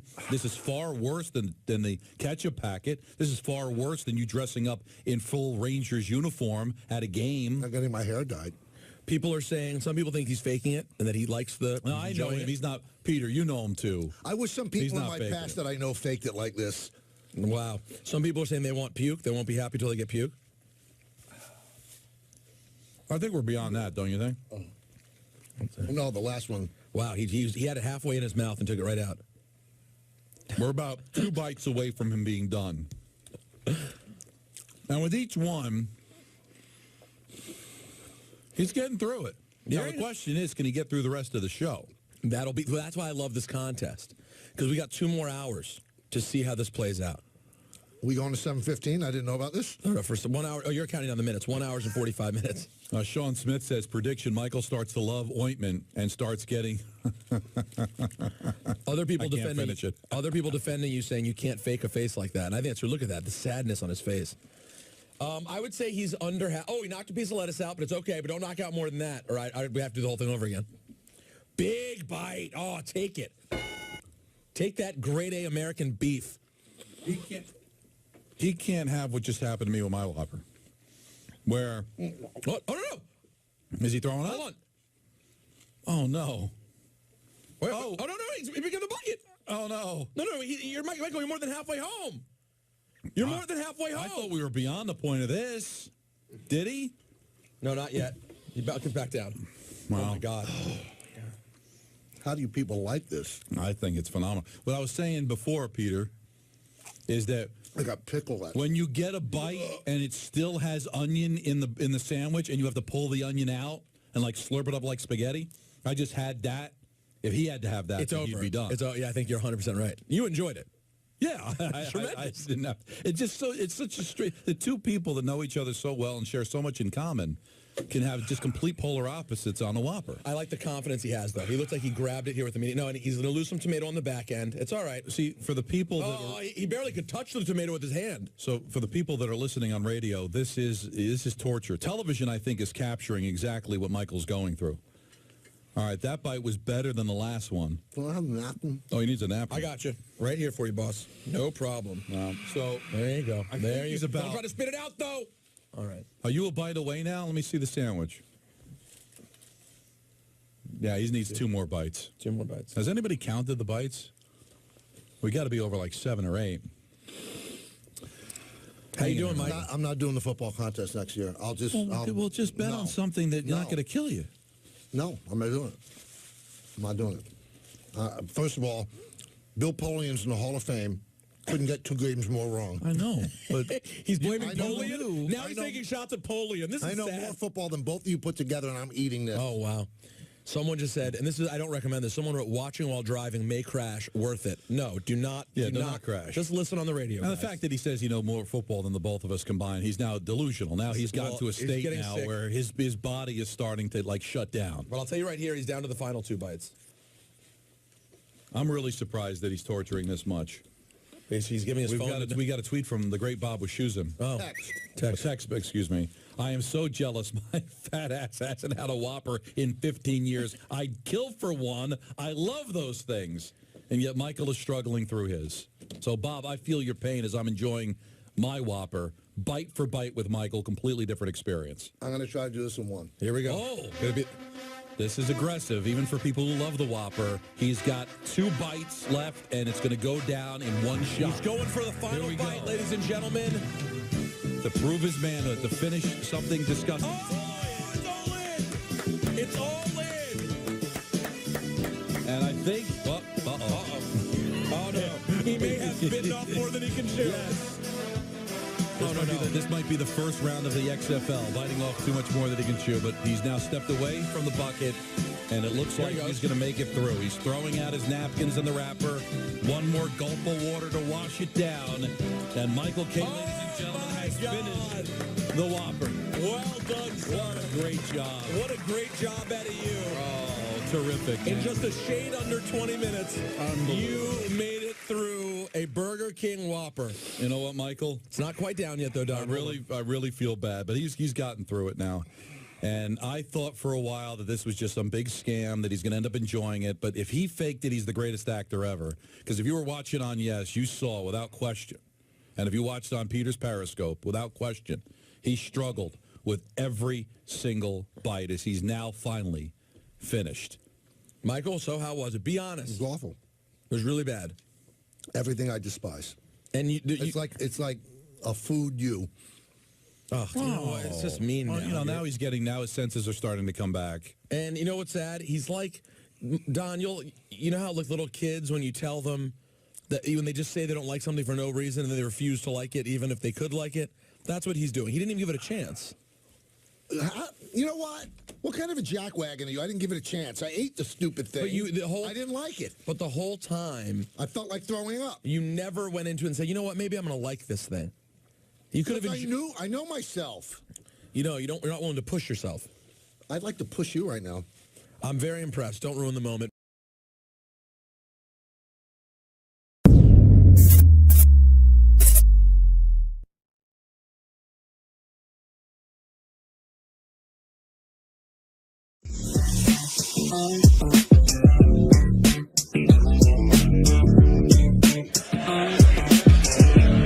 Hey, everybody, welcome back to the show.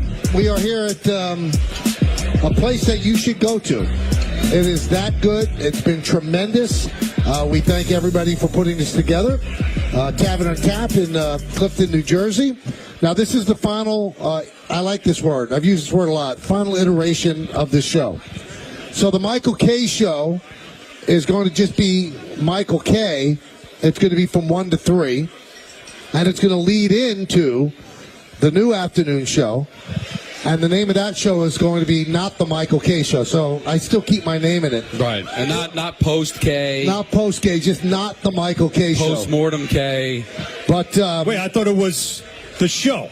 Isn't that the famous line? Yeah, that was the line from Don, but they decided not to roll with it. Anyway, so the show will go on with Don and Peter. And coming into the third man role, and it's going to be Don, Hahn, and Rosenberg. Oh, yeah. Is the very handsome, very tall Alan Hahn, everybody. Let's go! First of all. What is that, Big Nick energy? Yeah. Wow. You know what we call that, Alan? And Shinesty underwear, everybody. Shinesty, let's go. We're selling it all, baby. We're selling it all. You're getting a tone of what our future show is. I love it. Very sales intensive. We are selling underwear. That's right. I'm wearing it. I got to show it. Let's go. It's nice. You got the nice ones. I just got solid. Yeah, I didn't want to wear the eggplant one today. I thought that'd be probably off color. Come on, man. I'm glad you mentioned You're it, not though. doing a show with Rick DiPietro anymore, Not okay? anymore. What? This isn't a blue show. What do you mean blue? We don't work blue. Well, actually, it's red. At least Don dressed up for the occasion. So, you've been a fan of this show for a long time. Yeah, I've been a P1 from almost the very beginning. So, yes. what are your thoughts of working with these two? And we could talk off mic. But, I hope we do. What do you think? What's your biggest concern, and what are you most come on. excited about? Let's see. I'm most excited for the first time that I'm just saying something matter-of-factly, and then Don destroys the mic. Like, I'm waiting for the moment nobody sees it coming, and all of a sudden the rage builds, and then there's just the kettle explodes. And the face will get redder. Oh, no. The first time that I look and realize, like, oh, he's about to explode. Get out of the way. No, I can't wait for that because I've never really been able to experience that in studio. I've heard it on the air. I've seen it on Yes. Never have I been in the studio when it's happened. And that first time is going to be like, oh, this is epic. I'm going to love it. Yeah, It could happen at any moment. Yeah, listen, It happened today. I guess when you look at it all time, considering the amount of time Don and I have spent together, I'm in some ways the rant whisperer. So many Don epic meltdowns have come when him and I are doing a show together. Because the key is, if you just let Don go, eventually it just happens. You just got to let life be. I think it's just a coincidence, but there's something too. Like two of the biggest rants I've ever had, the Jose Reyes. There was no Michael. It was one of the first days Peter was on. No. Sid Luckman is one of the. Sid Luckman, Michael was there for. What was it, Matt Forte? Matt Forte. That was unbelievable. And then Michael was responsible for that because he kept giving the guy chances. And I got really How many chances you get? How many chances you get? But the Jose Reyes and the no Michael K. Those two rants where Michael wasn't there. So I don't know. I think it's just a coincidence. But there were some big ones with Michael there. But listen, I've known this guy since the station started. When we first started the radio station way back in the day in September of 2001, one of the first things Tim McCarthy did was he signed the Islanders. And we were the home of the New York Islanders. And we would do shows from Champions right across the parking lot. Isn't that where Rick DiPietro blew you off a couple times? Yeah, a few times, for sure. While he was having dinner with Alan. Wait, what happened in the parking? Blew him off. No, not in the parking lot. Okay, sorry. This story's really complicated. That was actually in the bathroom. So this is a funny side story to this, though.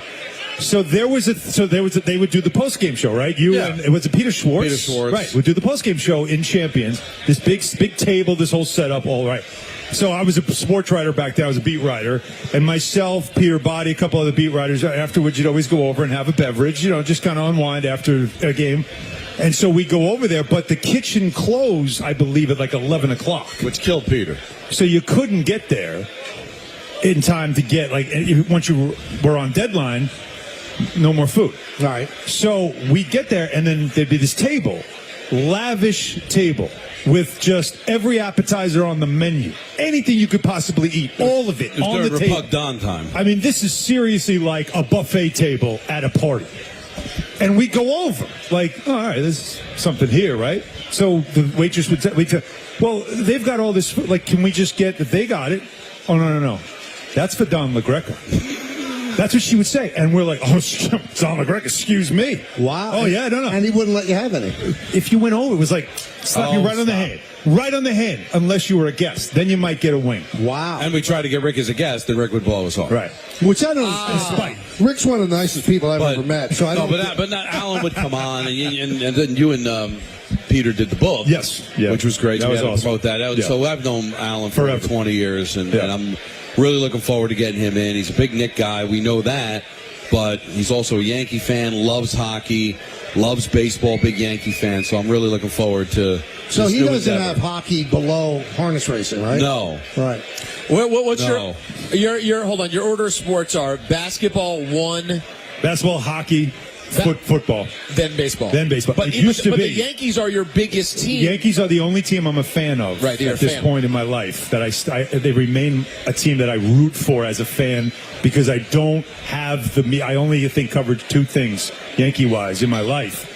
I did cover more Mets stuff when I was a sports writer, but not much Yankee stuff. And it allowed me to not know how the sausage was made, right, on that end. And I allow myself to be a fan that way because I need one team that I could care about but not know enough about, where all the other teams that I was fans of growing up, I just know all the other stuff. Now, when I was growing up, it was baseball, hockey, basketball, football growing up. But as life develops, things start to change. So my interests are more hockey. My son plays hockey in college. It's a sport that I spend a lot of time focused on. My youngest daughter plays it as well. So it's really a sport that I'm into. And obviously basketball is the reason why I'm here. Now, let me get your take on something with the Knicks, since you're here anyway. I watched that other game, the NBA Cup game. Yep.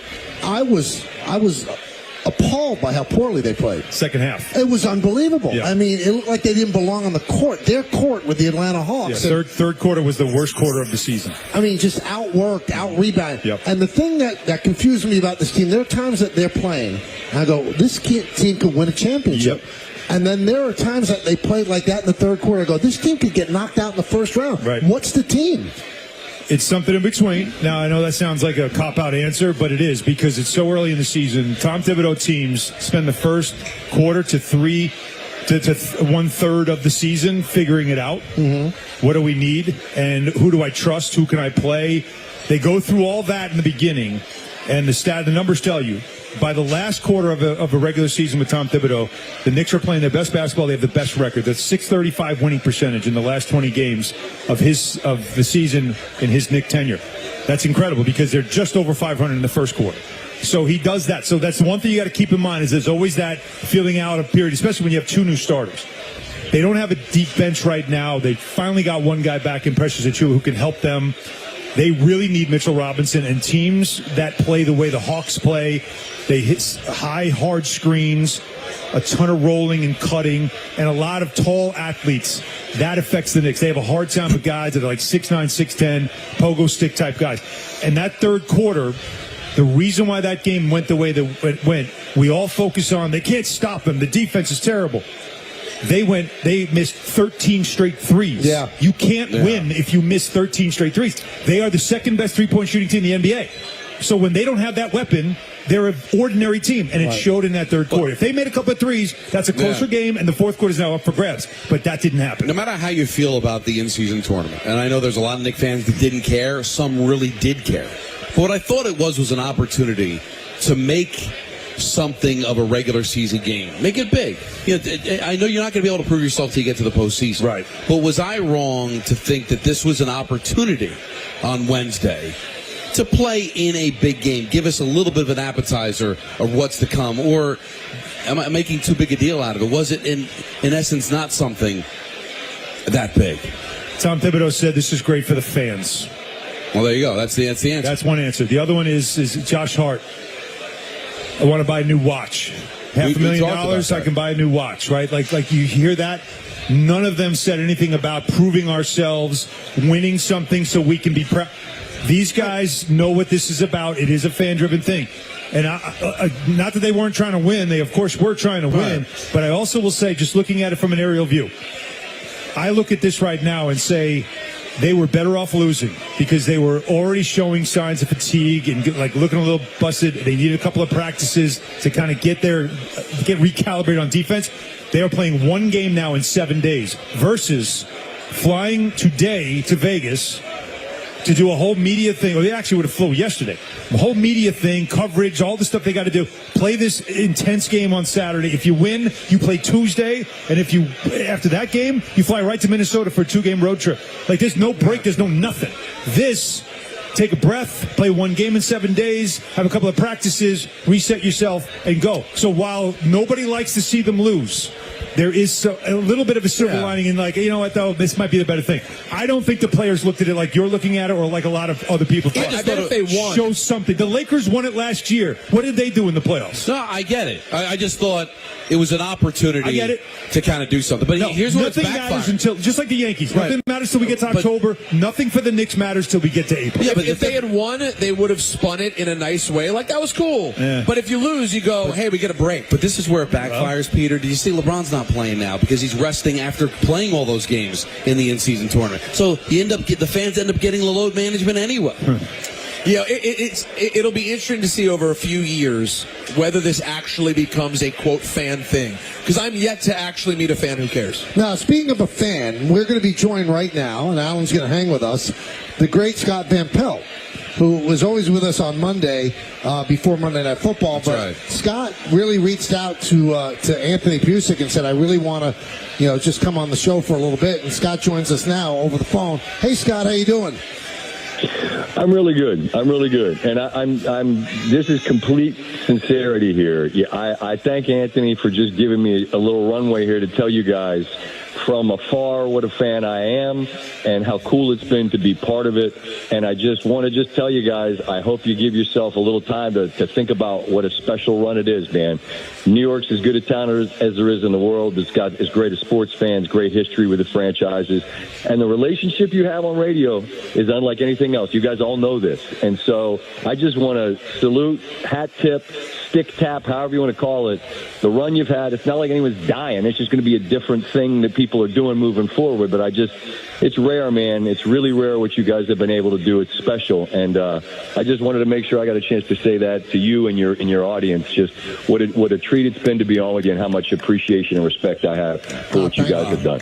That means a lot coming from you, man. Thank you so much. Now, I don't know if you realize this, Scott, but I mean, I always wonder, what would it be like to watch my wife flirting with another man in front of me? So I'm curious about where this is going. Because what happened was, I think it was at a Super Bowl, and Scott was sitting with us talking, and our PD was there, and Don's with me as well, and the PD kept saying, you know what, Scott, Michael, that you guys would be a great radio show together, as if Don wasn't even there. Sitting right there. So the 22 years might not have ever happened if somebody pulled the trigger, Scott.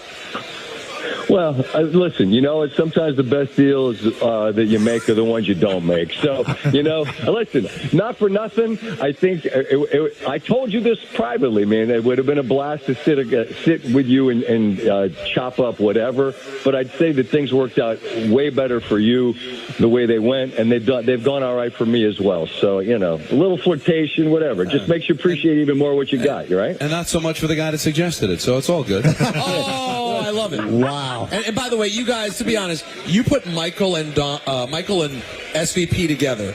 That is a freakishly tall radio show. I just don't think you can do it. I think you can do it. And we could beat anybody in the town, too. Let's be honest. The eccentricities and oddities of that duo, like I don't know, like what kind of shelf life are you really talking about? Honestly, with that, like probably not a really long shelf life with that. Very, very strange duo, the two of us. I'll be honest. But while we were on the shelf, it would have been fun. I'll tell you that. But we appreciate you wanting to call in, and you've always been great with us. I know Mondays must be just a bear for you, and you make time to carve out and give us some insight on the weekend in football and the upcoming Monday night game. So we love you, and we thank you for calling in. Likewise, guys. Enjoy the holidays and continued success in all things. Good health, most importantly. But salute to all of you, man. Thanks so much for letting me be part of it. Well, thank you. Scott, thank you, man. Merry Christmas. Make some noise for Scott Van Pelt, the legend, ladies and gentlemen. That's not nobody. Not nobody. Now, that was, He's on Mount Rush. You might be a little. I don't know if you'll get the analogy of when Fred Flintstone would shrink. Yeah, Remember that? Yeah. That's what happened to me that day. It was Alan. It was so bad. Alan, do you know the rules of engagement on the show? I mean, the numbers and everything? Don gets to talk 70% of the time. Please. Again. And if it doesn't happen, you listen to the show. Is that true? I have been a P1. As you know, I've had shows that were after yours, so I listened to it driving in. Mm-hmm. My shows before yours, I would listen to it going home. You guys all know I text each one of you separately. Different things that I find interesting or want to get a good line in. And every now and then I'll just bum rush and call in and say, I got to get on the air, as you guys know. So I know this show almost better than I know my own shows sometimes. That is not true.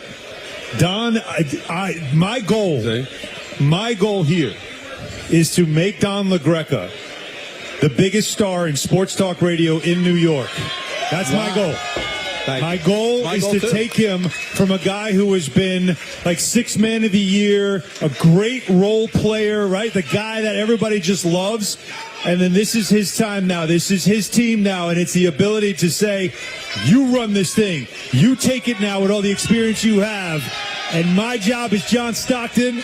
My job is Dwayne Wade to throw it up and let LeBron dunk that down. That's my job. You know what, Peter, is interesting? So Don was a 6th man. Wait, Don's taking it in. One of those rare 6 men that shot 40 times a game. Why you to the end? To the end. Well, also 40 shots off the bench. well, by the way, I don't have to be Bosch in the scenario you just set up, do I? What's wrong with Bosch? He got paid. I'm not a Bosch guy. He got paid though. No, I'd like to find. You want to be Ray Allen? Yeah, I take you Ray. make the big shot when it matters. Yeah, the big shot. You had the shot against the Spurs. I'll take Ray. Right. By the way, who is the comp though? As Allen was setting that up, right? Calling Don like the 6th man who then gets the team, right? What would be the best sports comp? John Havlicek. But here's how I envision it. Yeah, that's a really. Here's how I envision it. Because you're a hockey guy. Yeah, let's go. Gretzky. It's Messier. Leaves to L.A. Right. Michael leaves 1-3, which is L.A. Jace. Right. Yeah. And what did Messier do the next 2 years later? Won the cup. Bang, wins the cup. Without him. And that one, it drives Wayne crazy. He's got 2 other rings besides the ones that he had with Wayne. But that one, right, with Bill Ranford, winning that cup in Edmonton, that's what I'm hoping this is going to be. The cup after Gretzky. Now, did Gretzky root for the Oilers when they were in the finals? Because we have heard Michael say on the air, we're on record. No, we know. And like I said, I'm a P1. You know. So I heard this, and I got to admit, when I heard it, it hurt a little. I felt it. Is that I will root against you. But wait a minute. I heard those words. But wait a minute. I'm telling you, driving in the car, knowing what I knew, I was like, it hurt you. But wait a minute. Wow. There's a caveat to that, Alan. First of all, you know I love you. For you to lose. I said that if I ever got let go, I don't care if it's Don and Peter. I want them to fail miserably. This is an amicable parting. I'm on another time slot. Okay. I want you guys to do great. Okay, as long as that part is still. Oh, so, yeah. all right, so then you would be then still part of like rooting for the success. Oh, here. yes. And also thinking about where you end, your show ends. It's very important. You know, the lead-in thing, they always tell us about how big the lead-in. I've been the lead-in guy forever. I've always been the fluffer. This is what I've been. Yeah, I've had to be that guy. The tweaker. Set up the K-show. It's getting Set them up. But you know what? This is where this show is going to have an advantage. I'm going to tell you. I don't want you to be hurt. What's that? You'll finally have a good lead-in. Yeah. And the one thing that's going to happen, mark my words, Peter, tell me I'm wrong. Tell me I'm wrong. If we ever do become a massive hit, they'll interview Michael about it. If, God forbid, one of us dies, I can promise you they'll interview Michael about it. Here's what's going to happen. So I wrote at Newsday for about 15 years, right? I'm a Long Island guy. I got the paper as a kid. I learned how to read. Reading the Newsday headlines, that's a fact. And very as telling. a child. Yeah, it's a fair point. Somehow got through college. But one thing I do know is that when Neil Best is ready to write the feature on the Long Island kid who finally made it, all the quotes will be Michael K. Oh, yeah. He won't get them from me. Yeah, but Michael won't give them. Michael K's old show. That's That's one thing number you one. know. Actually, I know who he'll call, the other Long Island guy. Right. But that is a great question. Right. If we reach the highest heights ever imaginable, that is a great point. Will there be more articles about the success we've reached, or how does Michael K. feel about the success they've reached after he left? It could happen. I mean, if you read the articles that have come out since about what's happening, it reads like the subject could be like it's over. Just the future of Michael K. Yeah. And then there's like little other characters, like Michael, Don, and Alan are like commas in the article. We're not actual subjects.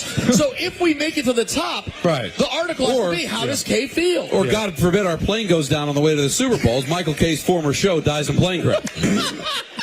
K, of course, was calling a doubleheader against the Marlins.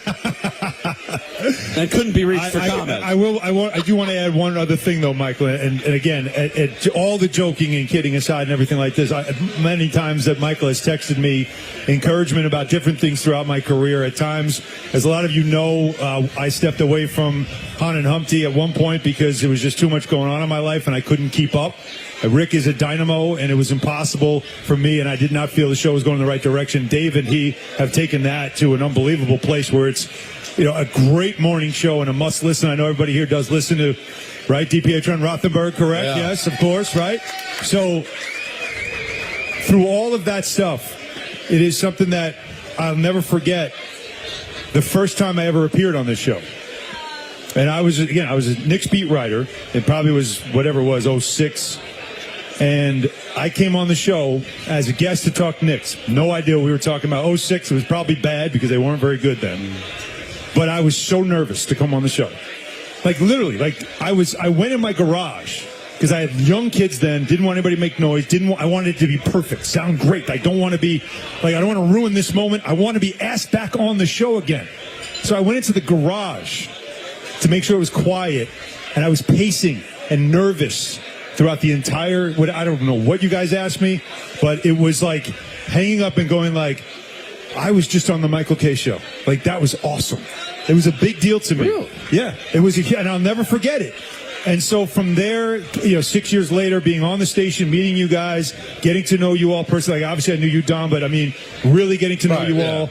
So for me, the fact that I'm sitting in your chair at one point soon, that's a big deal to me. Like, that's not something that I'm taking lightly. That's not something I'm just, I expected this, I deserve this. I'm not acting like that at all. And I'm being sincere. Like, it does mean a lot to me that I'm the one that gets to step into those shoes. Well, you're going to be great. You really are. There's no doubt in my mind. And I also know that in that same garage, you had the Playboy, so you probably relaxed It's an after important that. garage. Yeah, it's a very important thing. Leave it there. Yeah, we'll leave it right there. Alan, we'll see you on Monday. Monday. Yes. That's what we call 3 a o'clock. soft open. It's the soft launch on I Monday. don't like soft. Soft, we can't. No. We're doing nothing soft around here. Listen, sometimes you got to go soft to save it for the real thing. You know what I mean? Wow, interesting. You want to call it the dry run? I just feel like He doesn't like that either. Dry run is never good. Yeah, how many kids you got again, Alan? I got 4. Yeah, he's not big on the dry run. Better than no run. Dry run, no good. No. 3 o'clock Monday. Next How about week, a sneak peek? Next, that's one. We could do that. That's a what little you- tease. Just the tip. Good luck, my friend. You get the dry Thank you run so because much, they don't guys. give you a sneak peek. That's the new show, everybody. You can tune in at 3 o'clock starting on Monday. It's called Don, Hahn, and Rosenberg. Can't wait. Thank you. Thank you, guys. Thank you. Alan, see you Monday, buddy. Yes, Thank you, sir. man. ENN is next, baby. And Don has something to tell us first. Don LeGreg here to tell you about my friend.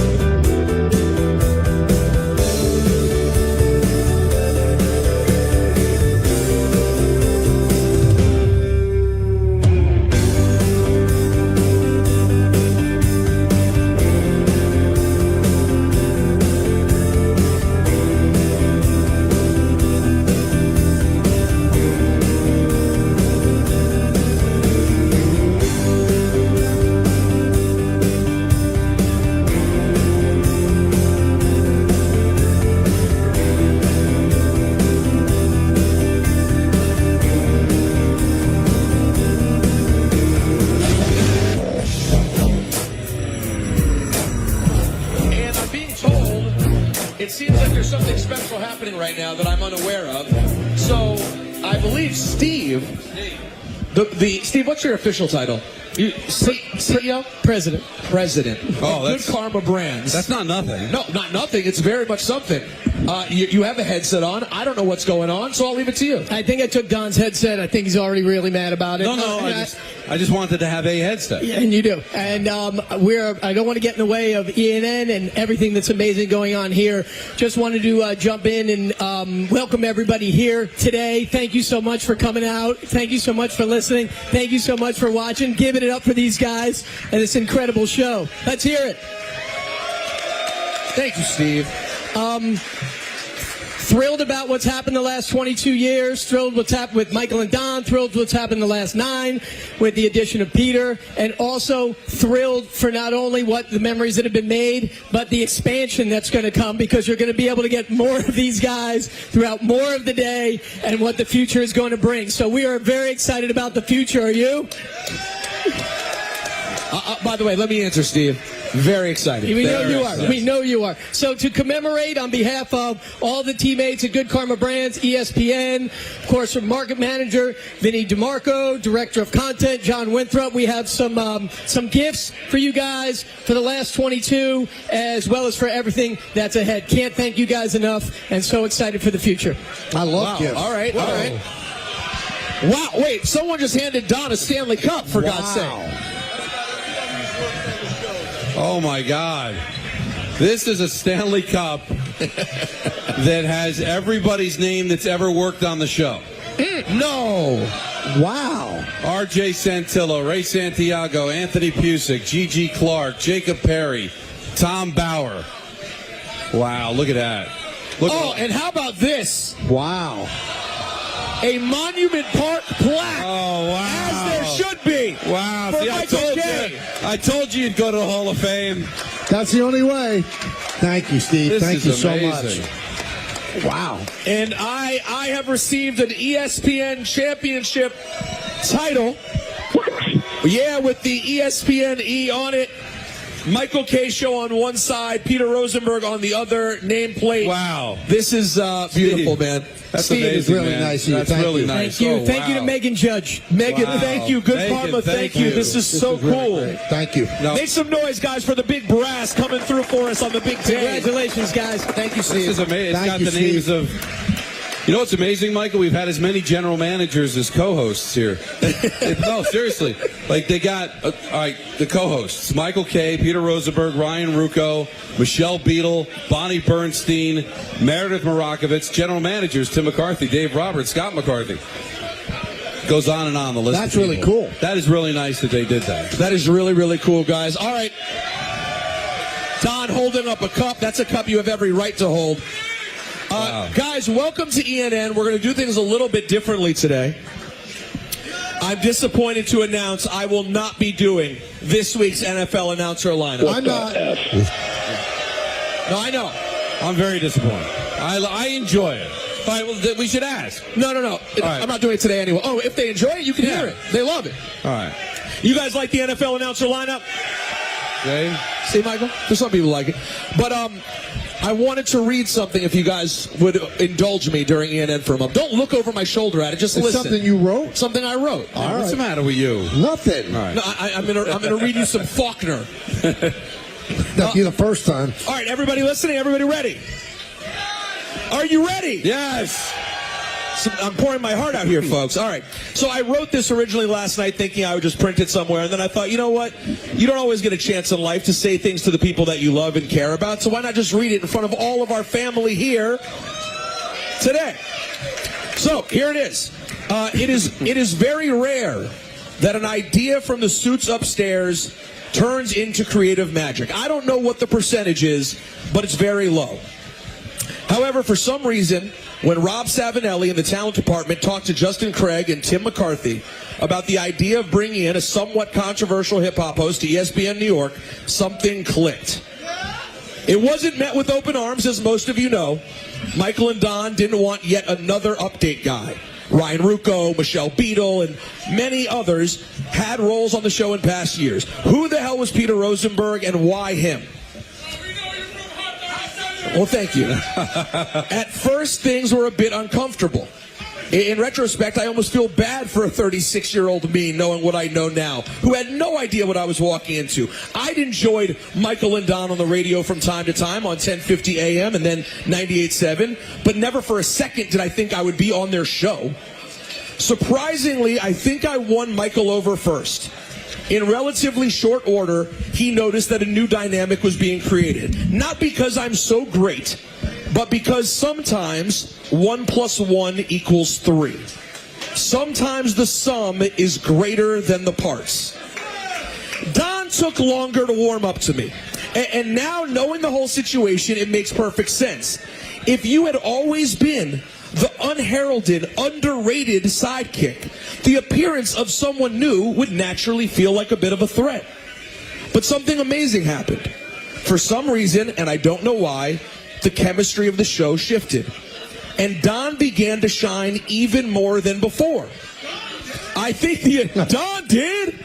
I think the addition of the Yes Network played a major part there too. The world just needed to see that lovable hunk of man to truly fall in love with him the way we all did.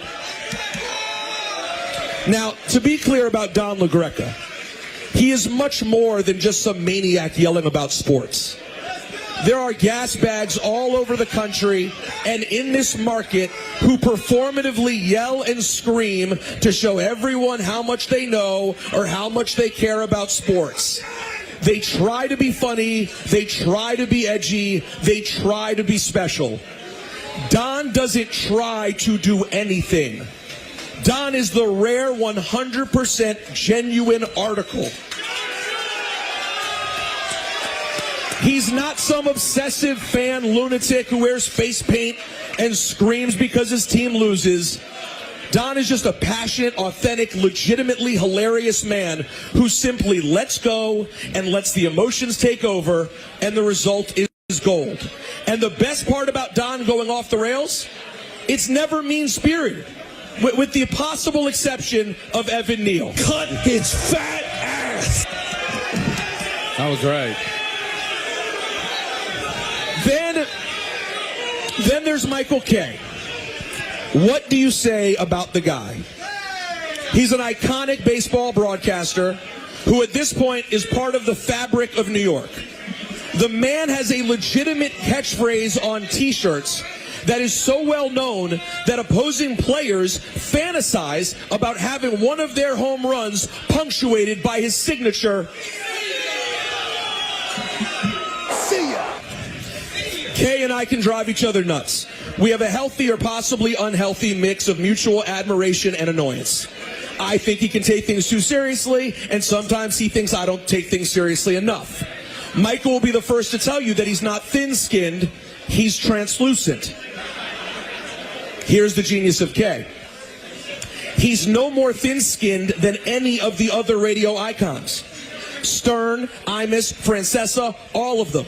But Kay is so committed to entertainment that he allowed this new guy from Hot 97 to show up and immediately start challenging him. He 100% understood that letting me tee off on him not only made for a good laugh, but also created an incredible dynamic. Hear me when I say this. There's not another broadcaster of Kay's status in the country who would sign up to be the butt of the joke as often as this man does. And I hate to ruin the fantasy, but it's the last day of the show anyway.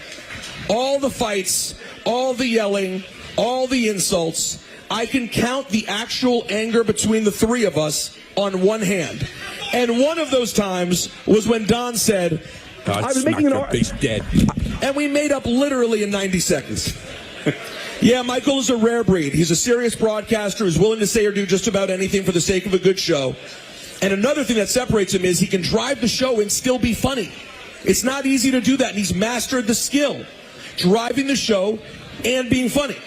Unless, of course, we're talking baseball. There is nothing funny about baseball. I came into this show as one person, guys, and hopefully I'm leaving as someone totally different. I hope and believe that I'm a better broadcaster, a better co-host, a better husband, a better person, and soon to be an awesome dad. And Ray, I certainly look better now than I did before. The quicker y'all get rid of that sloppy pig, the better you can do. All of this is thanks to the things I've learned sitting next to these two giants. I am forever grateful for this experience, and I have to admit, as sad as I am that it's ending, it's pretty cool that Don and I, two guys who haven't always gotten our due in local media, and sometimes even at our own station, will get a chance to captain a new show along with Alan Hahn to show the world just how good we are with no Michael Kay. To our listeners and viewers all over the country and world, thank you. Thank you for loving us through radio battles, personal struggles, ups and downs, a global pandemic, life changes, and so much more. I hope on some level we made you feel as welcomed and as at home as Michael and Don have made me feel. Here's to the next chapter, and to little Guadalupe Rosenberg.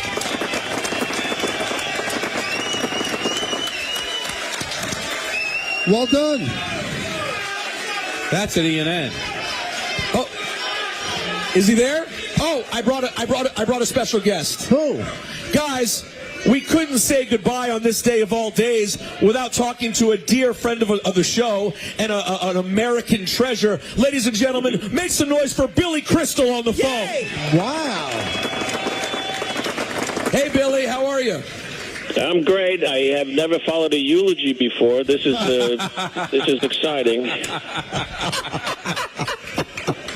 I'm listening on the phone. I'm like at Campbell's funeral home and waiting to get a bagel. I thought you would have gone to Ortiz funeral home, but I appreciate that, Billy. Thank you for wading through it. Thank you, man. Guys, you've been so great for so long. You know I've been a fan. I've been, had so much fun coming on the show a few times, going to that Knick game with you guys, and just, it's been a joy to listen to how smart you are, how funny you are, how opinionated you are. It's you've been like the frat pack. I love that you bicker. I love that but you always come to a really great conclusion, and I just wish you all guys, all of you, to have a great future together or apart. Just have fun together. Thank you so much. Thank you. While we have you, what do you think about Juan Soto going across town? Did that happen? Yeah, it happened. He's going to be a Met, Billy. He's going to be a Met. Bring out that Met hat from City Slickers and throw it on.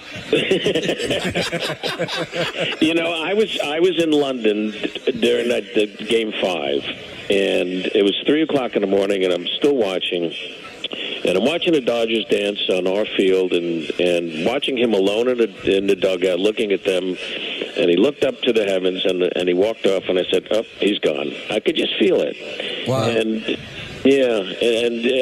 I've been listening to you guys all about it. It was all about the money. It's a shame that we won't have him, but we'll still have a great team. They'll fill all the holes, and we got a lot of them. And my faith in Brian to put this team together.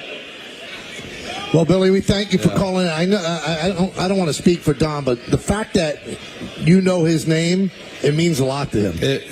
Billy, just a quick story, because he'll text me during giant losses because they never win anymore. Right. You don't have to call them games, just losses. Yeah. And when I get a text at the dinner table or something, my wife will say, "Can you please pay attention to your kids and put your phone down?"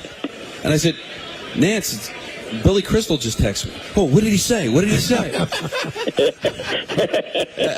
So we're all fans, and it's you don't know you made it in this business until all of a sudden you start to rub elbows with some of the really, truly great people, and you are certainly one of the great people that I've gotten to know here. So for you to be a listener and having kind words for us, and occasionally texting me just absolutely makes my day, and I love you for it. And Billy, thank you for making time today, too. It's a special day, so you volunteered to do it, and we truly appreciate it. Well, good luck being a dad, man. That's the greatest job of all. Oh, by the way, I'm excited to read your book. I'm going to read your book about being a dad. I'm stoked to read it. Yeah, there's that, and you know, check out my show before on Apple TV. Yes, the finale for sure. is next week, but it's when you're gonna have a little time now to binge. So, by the way, I'm so proud of this thing. I started the show, by the way, man. It is creepy. Yeah, it is awesome. It's like you've never seen Billy before. Yeah, it is fantastic. Congrats on that. So the finale's next week. Yeah, but you know, you got a ways to go. I don't know how many of you have seen, but it's really, for me, it was a big swing, and I love being in it, and I love that, you know, people are really liking it. So I didn't call it the plug, but you know, hey, I got you on the air now. Why not? A true showman. Billy, thank you, man. Thank you, Billy. Thank you. All right, guys. The great Billy Crystal, everyone. That was Long Beach, New York's own. I will come back. There's a story that just came out that, you know, Don and I looked at each other, and it just kind of blows our mind, and I think it's going to blow your mind as well. Yes. Sun Cruiser Iced Tea Vodka is a proud partner of the ESPN New York Holiday Party. So we'll come back with that, but first, Peter has to tell you about something very important.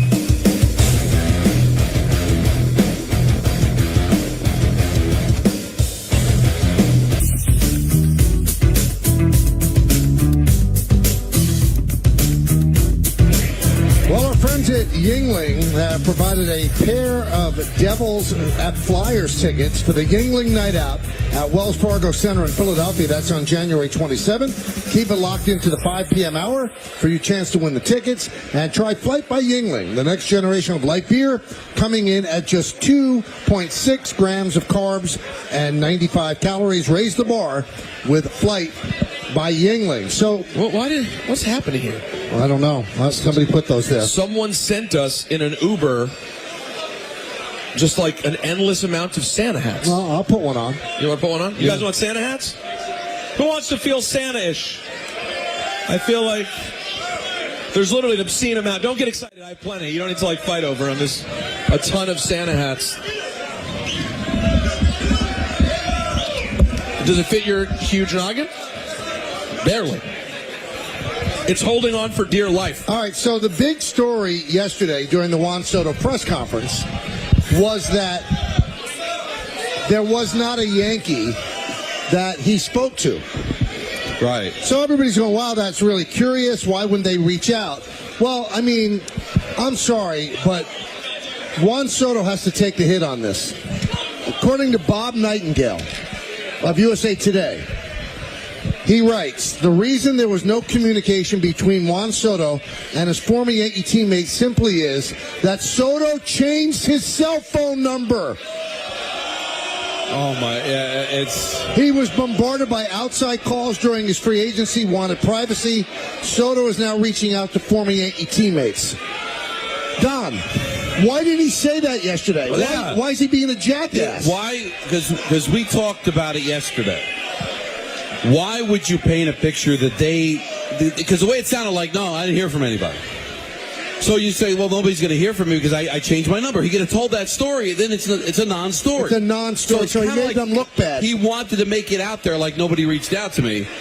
This just tells me that he just did not want to talk to anybody. He didn't want any communication at all because it was just a business.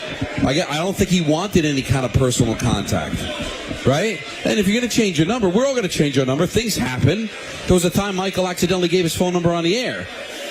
But when you reach out to the people that you know, like, hey, I changed my number, here it is. Right. You wouldn't think your teammates would be the ones not being able to get through. He's not covering himself in glory. No, I'm sorry. I'm not being that guy. Listen, but when you say I haven't spoken to my teammates, but there's no way for them to speak to you. It's all business with him. It's not personal. It's all business. But that's not business. That's just being mean. You're making them look bad. Oh, no, that I agree with. It does give a little bad guy. Yeah. I mean, I have not spoken to anybody. I don't have a phone in my house, but I'm not going to tell you that. I mean, they were able to the Mets were able to get a hold of him. Everyone important was able to talk to him. So you're saying it was strategic to make it seem like they didn't reach out to me. But it ends up getting cleared up the next day anyway, so what's the difference? I don't get. Well, he didn't clear it up. Nightingale cleared it up. Maybe he got a hold of some Yankees and they said, we tried to call him. The number doesn't exist anymore. That is very odd, man. Very odd and very sketchy, to tell you the truth. No, it doesn't come across as a great team. Not a great look. Or somebody that felt like, listen, I didn't need to talk to these people because they're not going to be my teammates. I don't know. Well, by the way, or it could just mean what we speculated yesterday, which is just they're not that close. So when he got a new number, his first thought wasn't, oh, I better send it to Judgy. We haven't talked all offseason anyway. But that's cool. But why would you bring it up to the media? I haven't spoken to any Yankees. Why don't you say, I changed my number? I don't know. When did he change? How long ago did he change it? Well, he said when free agency kicked in. Yeah, when free agency kicked in, he was getting inundated with calls, so he changed the number. But there was time between the season and free agency. No, he became a free agent the day after the World Series. So he's saying literally the second it started? I guess so. Well, that would be a bad guy. Speaking of teammates, so when I got here today, there was something wrapped in front of me, and it was from Don. He actually put together an album of pictures of us through the years, and it was so generous and so nice. And look at, I don't know if the camera can. Well, you're talking about Repug Don. Look at that. My God. Look how serious we are. I got to be honest. I don't know what are you guys about to kiss? No. Eric, look angry. Look like we're going to kill somebody. No, it looks like we're really upset about something. But I think we could both say we were in our Repug stages. It's not a great stage right there. Through the years. One of the best pictures in this is with a young Patrick Mahomes after his rookie year, in which he hadn't played until week 16. And now he's becoming the most recognizable face in sports. That was pretty cool. Here, that's the picture Don's talking about. There's young Patrick Mahomes. Yeah, what else going on in there? And Peter is shoveling Nestle's Bunch of Crunch into his mouth. Unbelievable. Sloppy pig. Sloppy pig. And Don also put in the picture of when Eli answered the elite question. Yes. Oh, wow. There's a photo of that moment. Yeah. So kind of neat. Thank you, Don. That was my really, pleasure. Really to nice. remember me by. I'll remember you in a lot of ways. System of a Down and Korn are coming to MetLife Stadium next summer on August 28th. Head to the contest tile on the ESPN New York app for your chance to win tickets. It's brought to you by Live Nation. Tickets are on sale now at Ticketmaster.com. We'll come back with the 5 o'clock hour. We'll have our picks a little bit later on as well. Hey, it may be the off season, but every season is Bigelow Tea season.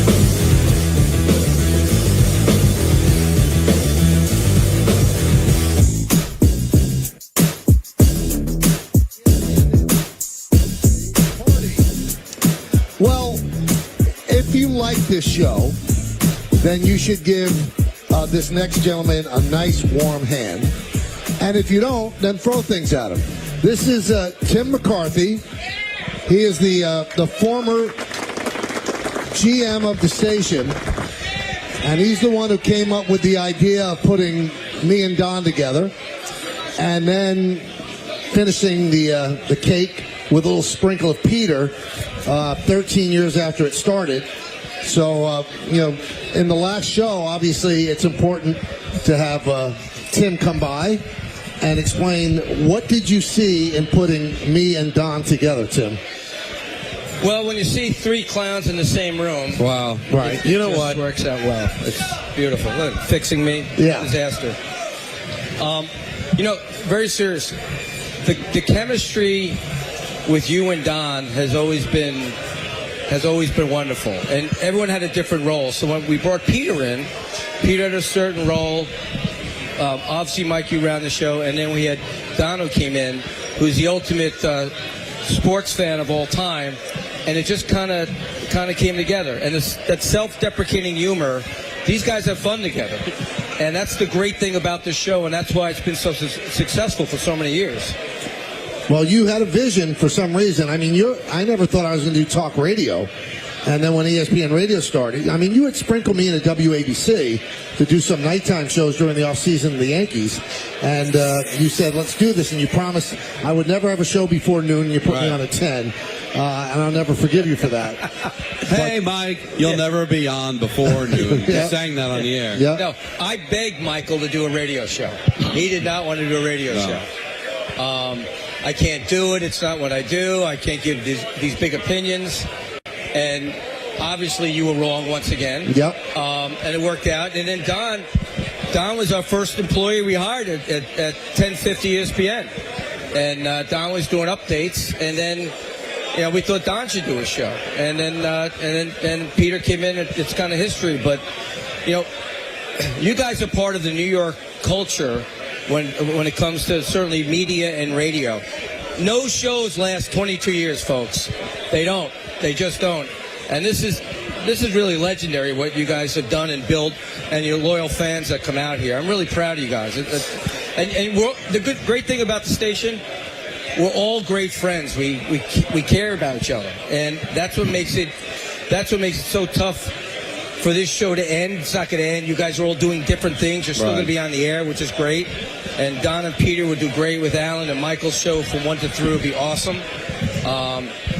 But I think that what you guys have done is really, really just tremendous. If you think about the shows that are on the radio now, you can't pick a show that's been on more than 10 years besides maybe Elvis Duran or folks like that. There's not many of them. Tim, when the original conversation started happening with you and Justin and Rob Savinelli about let's see if there's a place to use this guy, and you guys put me on, I did some weekend stuff. My first shift I believe ever was with Robin Lumberg. I did different pop-ups here and there, and then you tried me here. How did you realize so quickly, without really a body of work to look at, that the three of us would gel? I'll tell you, it's like I said before, it's all about the roles. I remember I went up to Yankee Stadium. Michael was doing a day game. And I go up to the stadium and told him what I wanted to do. Okay. And Michael looked at me like, are you out of your mind? Isn't that the hip-hop guy? And I'm like, yeah.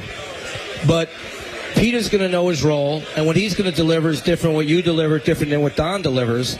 And if you guys all do what you should do, I think it's going to be great. And it was from the beginning. It went much easier. We tried some other things. Oh yeah, no names mentioned. Yeah. Oh, I've heard about those. Yeah. One of them's on the top here. Yeah. So don't think I'm so smart. That did not work, but this worked, and it's been wonderful. Well, that was your vision from the beginning of a three-man show. And then when you basically threatened us to take Peter, which you did, we were able to make it work. But I did threaten. But yes. I want to go back to something that never gets discussed.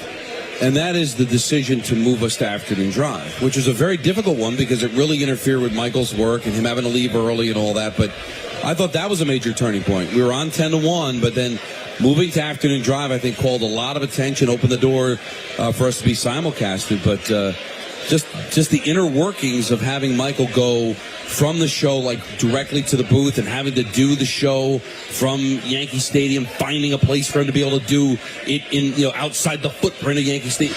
It really was a very, very difficult move, but probably the most important move in the history of the show. Well, it was really tough because you got Mike and the Mad Dog who are killing it right on our competition, that fan. But at the end of the day, Don, it's really simple. We needed our best people in the best spot. And you guys were the best folks on the station. We had to move you there, and it just made sense. So Michael K's show as a segue into Yankee games is huge. Right. Your sports knowledge is tremendous, and then adding Peter. Listen, we couldn't at the time compete. We had to do something different than competing against Mike and the Mad Dog, which was a tremendous show, a legendary show. So the chemistry that you guys had, bringing someone like Peter in, mixing up self-deprecating humor, some of the things you created, some of the benchmarks in the show, made a huge difference. I'll tell you one thing that I always remember about this run. For a long time, we didn't really do that well. We didn't have great ratings. We were up against a lot of things, and Mike and Chris were a powerhouse. And I just remember the day in the old place on West End Avenue when we finally beat Francesa.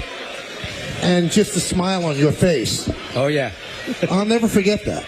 Oh, yeah. It was... because that meant the world, because there was a lot of competition between us and Mike. But Mike's an iconic broadcaster, and he's a legend in this business.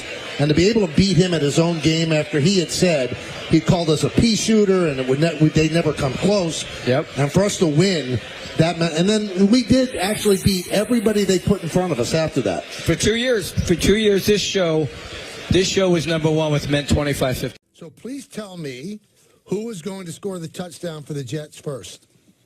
Let's go with the numbers. Matt Forte. Matt Forte? I'm Matt Forte doesn't play for the Jets. Oh, let's go with Robbie Anderson. Is he on the DL? Well, he might not play. You're right, Robbie Anderson, thanks. Sorry, that's your guy. Put him on hold. Let's move on. No. How many chances you get? Matt Forte's not a Jet. Robbie Anderson didn't practice. Tough. How many guesses? Should he get 7, Andrew? Let's give him 12. My God, we're giving you a chance to win money, and you call up and you don't know who's on the team? You don't know the rules? Oh, keep picking. Keep picking. I don't know, Sid Luckman. I'll go with Sid Luckman. Give me Joe Namath. I think Joe Namath. Don Maynard. Let's go with Don. Morons. I can't take it. Put him on hold. Take it. That's what he gets. And I hope Robbie Anderson doesn't play. I hope he doesn't play. My dear Matt Forte. What was his last name? Why not name? Jameis Winston? Jameis Winston. You know what? How about this? How about Jameson Winston? I think Jameson Winston's going to score the touchdown. My God, it's weird with your tolerance. It really is. Well, a guy does roll call, you want to stab him in the chest. Meanwhile, a guy wants to get a dozen moron guesses, and you keep letting him pick. Well, will you pick a high ground and stick with it, for God's sake? He couldn't give him Matt Forte. He doesn't exist. Oh, my He doesn't exist. So you give him another chance? He should have been stuck with Matt. It should have been Matt Forte. Thanks for calling. You're a loser. You give him a second guess, Robbie Anderson, who hasn't practiced all week, and you're like, well, maybe if he plays, well, let's give him a third chance. Well, he hung up. So we're going to take another contestant. Why? No, he's Robbie Anderson. We don't have his information. Wait, you hear what I'm saying, Peter? No, I hear the things that he has no tolerance for. The things that he has no tolerance for. You ever seen the movie Falling Down? Yes. This is that moment. But I don't understand. This is when a guy says, "Hi, Peter. I love your work at Hot 97." You disconnect the guy. A guy called up and said, "Matt Forte, who hasn't played for the Jets all year." Maybe he thought they were playing the Bears from last week when Forte was a Bear. All right. So obviously, maybe he had a mini stroke. So you give him a second chance. And he says, Robbie Anderson, guy hadn't practiced all week. And all of a sudden, Mr. Tolerance over here is like, well, he hasn't practiced. Let's give him a third opportunity. I'm not even going to look at this meanwhile, somebody red-faced calls up and lunatic, says, okay? hey, Don, I love the fact that you went to Rampo College. Click. Peter, see if you understand. Click. Don doesn't quite get how the bills are paid. This is a sponsored giveaway. Well, okay? I'm so there has to be respect. And there's also legalese that's involved where you actually have to take a real contestant. But Don lives in his own little planet Uranus. What does that have anything to do? Because I can't take a guy who says Matt Forte when he's not on a Jet 53 man. So get another. All right. So fine, you gave him another chance. He says Robbie Anderson hadn't practiced all week, and you're like, well, he hasn't practiced all week. At what point do you move on? I was going to take him, but he hung up. So here's the deal, everybody. No, when he said Matt Forte, you go to somebody else. You have to take somebody, not somebody who's going to have a yo-yo guess and play with us. Again, we're giving away money. Let me talk to you, Peter. I know. So Andrew puts on one pigskin payoff guy. Mm-hmm. So if that guy happens to, take Walter Payton as his guess, there's not another pigskin payoff guy lined up there. So what I'm going to do is his face still red? I'm going to go 1-800-919-3776, and I'll do this again so you have an opportunity to pick the Jet that's going to actually score the first touchdown. Okay. I'm trying to keep this all together, Peter. No, I understand. And it was an emotional time. It really wasn't. He turned it into lunacy. I have to sit here. 3 days? I have to sit here. Because Peter won't have my back, even though time and time again I have him. I had your back just yesterday. Why is he doing this? Why is he being like this? I have to sit here with the uncomfortability of you disconnecting people because they're too nice to us for too long. And meanwhile, we're getting trolled, and you just hang with it. No, I wanted that person Now punished. you're saying it's a troll, or he just didn't know what was going on? Well, all right, either one. Either we're getting trolled or it's the king of all yo-yos. Either one we're not dealing with, Anybody that wants to be a troll and give up a chance at $500, God bless them. Then Matt Forte, RJ, lock it in, and I'll anxiously anticipate Matt Forte scoring on Sunday for the Jets. But no, you give him another opportunity. So who does he guess? The guy that we just talked about hasn't practiced all week. And then you say, well, he hasn't practiced all week, so let's give him a third chance. If it wasn't for me, we'd be going down the roster from the 76 Jets to find a guy that could play.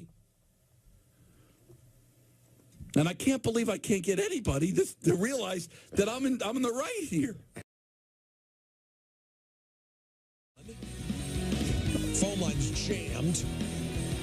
Everything on the table, mostly football. But Don said he said something that previously that he was beat up for. Lambasted, because if you will. If you remember the end of Eli, great movie.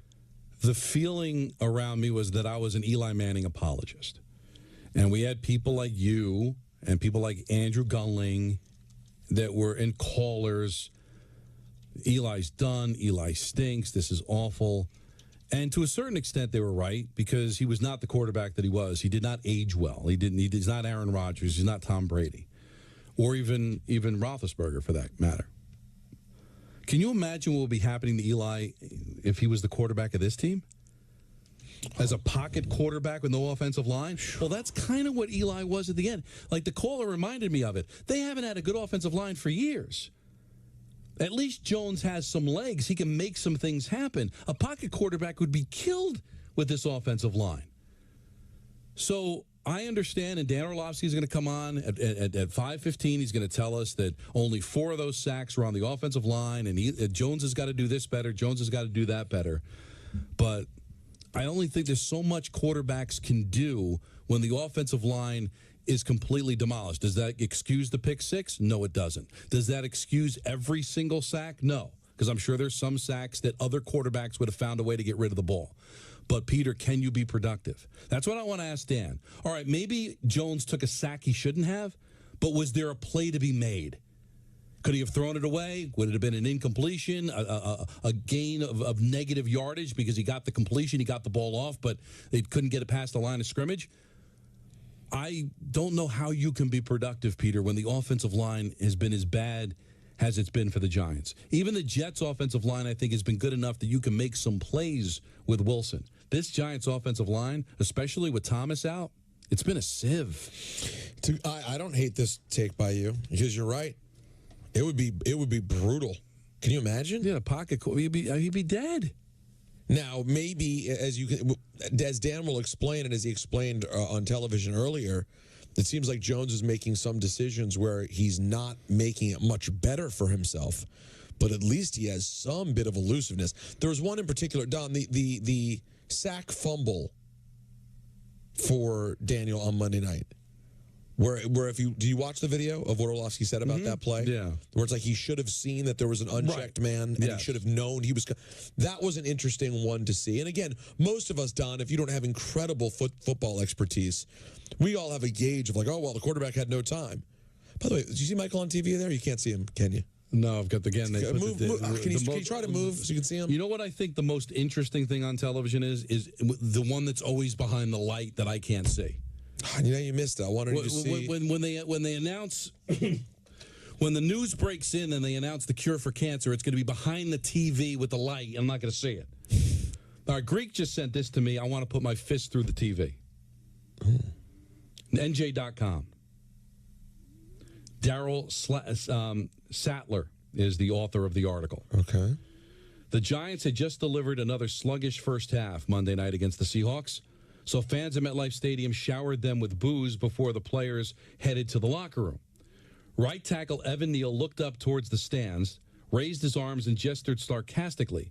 He said he did not flip off fans, but he did yell a clear message to them. They are booing us, so I said, boo louder, Neal told NJ Advance Media on Wednesday. The Giants 1-3 entered Sunday's challenging game against So I'm trying to get to the quote here.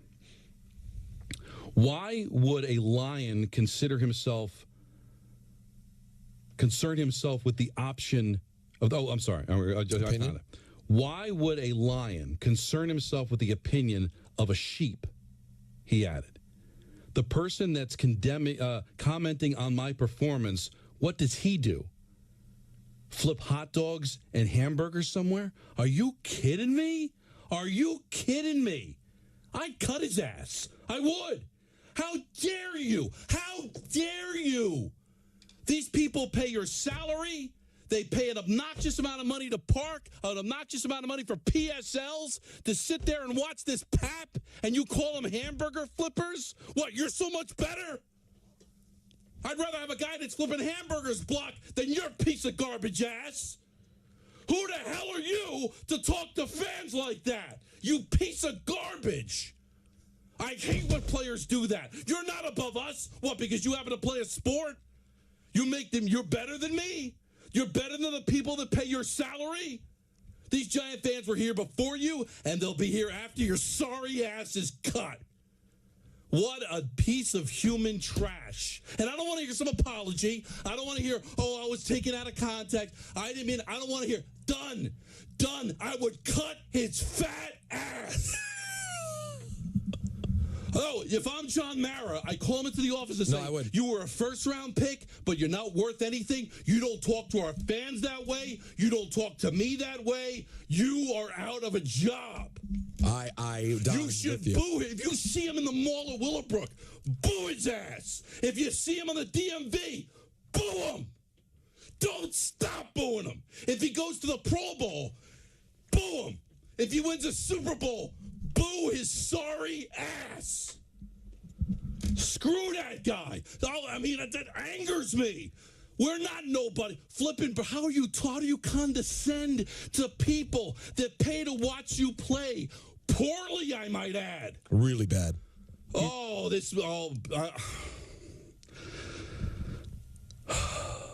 I hate players like that. I thought it was going to end. Them. I was going to say, if the whole thing was he just said boo louder, I was going to be like, oh, so he's saying like we deserve it. Like, no, keep the boos coming. That's where I thought you were going. Flipping hot dogs. Think about how wrong I was. I thought he was going to say, no, keep booing. We deserve to be booed. There are people in the stands that are doctors. They cure diseases. They're Giant fans, too. There are people that are architects. They build bridges and buildings. You block poorly. Don't ever talk to anybody like that again. Seriously, I don't care. First round pick, how much money hit to the cap. That would really show me something. Cut. And I know he'll get picked up. He'll play someplace else. One day, you're not going to play football anymore. And if there's a God up above, it'll be soon. And I hope you're flipping burgers. And when I buy that burger from you, I'll spit in it. Oh, I was going to say, I thought you'd boo. Throw it right back in your face. All right, here we go. Let me give you a little bit more from this. I'd rather you not. Neil also insisted, I know I'm improving, even if people who know less about football, as he described them, believe otherwise.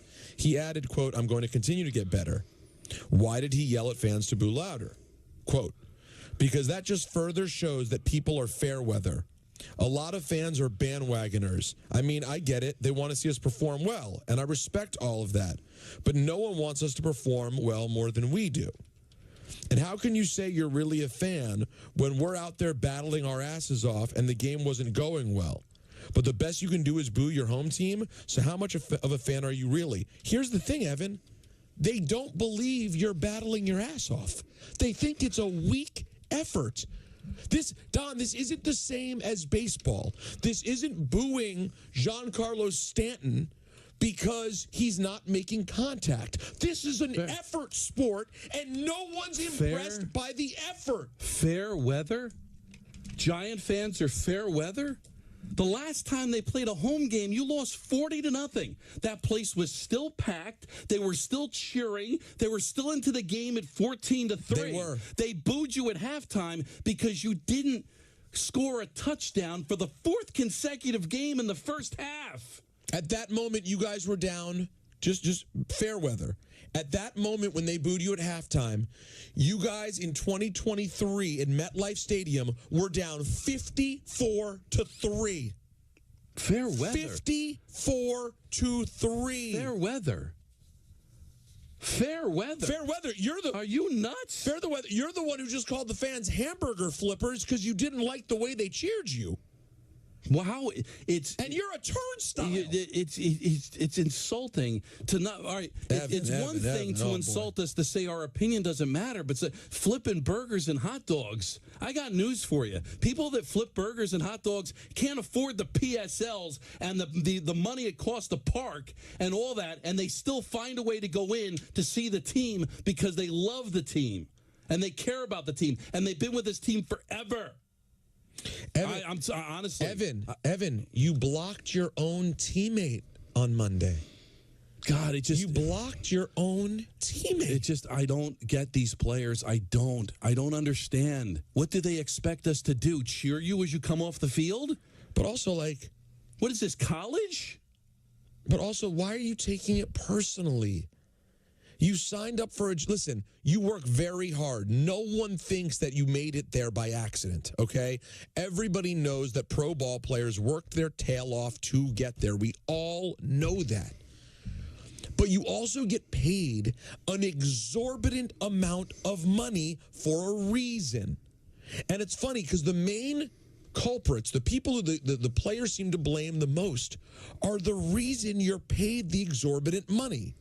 You love to go after the media, who broadcast your games to the world, and the fans, who are the only reason these companies can afford to pay you.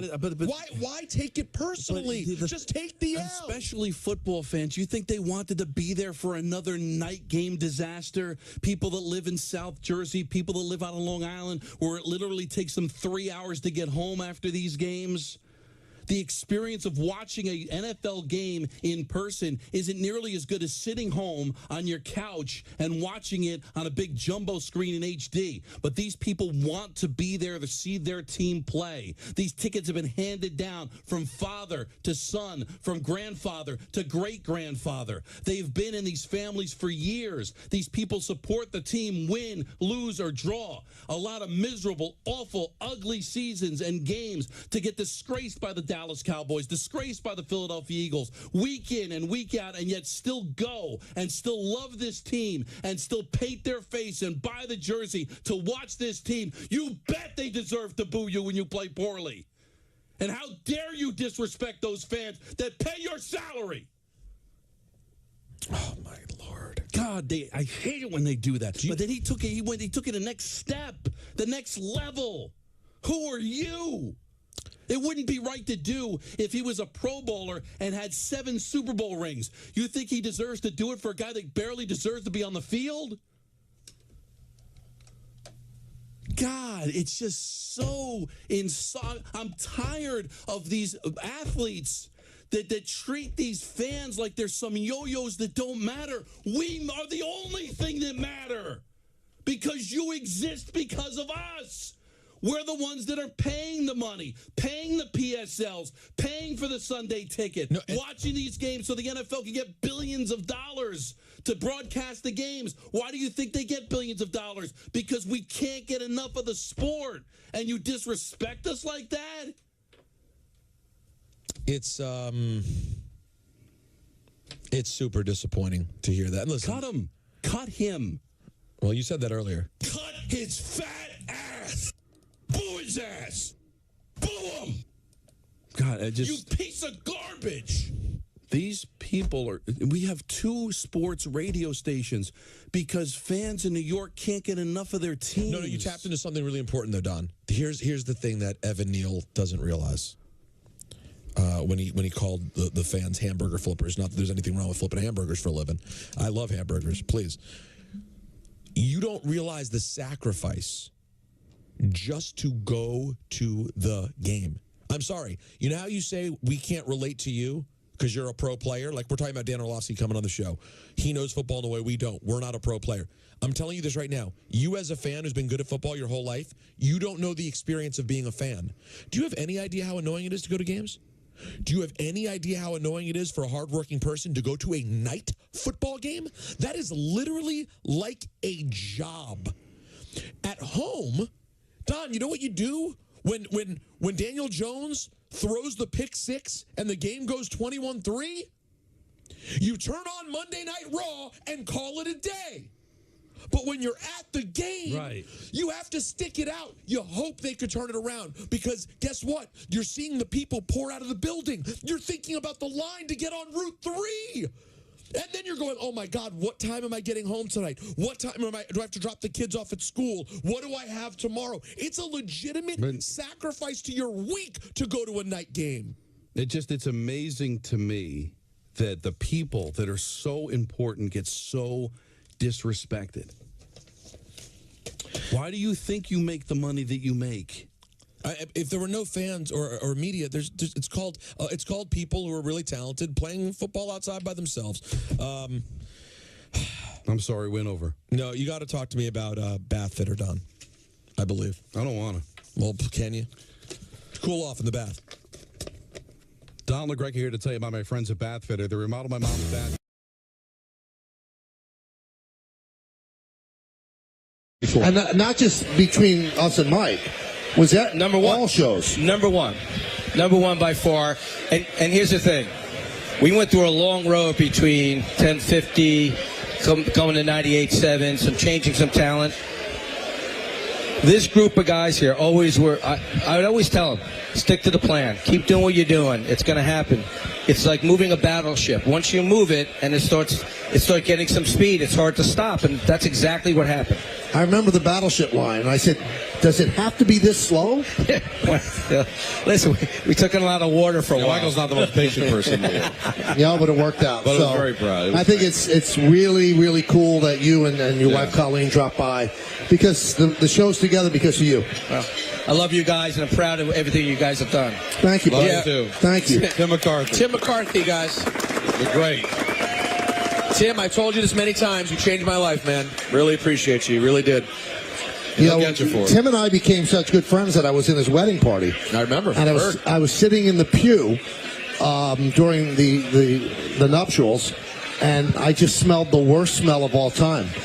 And then I had found out that one of the other ushers had vomited into his cuffs on his tuxedo. You know, I have to say that sounds like Tim McCarthy's wedding. But it wasn't Tim. No. And I'm not going to out the person who vomited in the cuff, but it was a beautiful moment. Well, guess what? I don't smell vomit. I smell fantastic greenery, like I just walked into MSG on New Year's Eve, baby. That's right. You get it? Fish? Bob Wischusen, ladies and gentlemen. Yeah. Show us what you're There you go. So nice of you to drop by. You were getting a little misty earlier. When? I could see it. When? During Peter's speech. No, I were. You know when you I get misty? When he started to choke up. Because when people cry, it gets me. Yeah, he did. You held it together literally till the last sentence. It's like when I was impressed.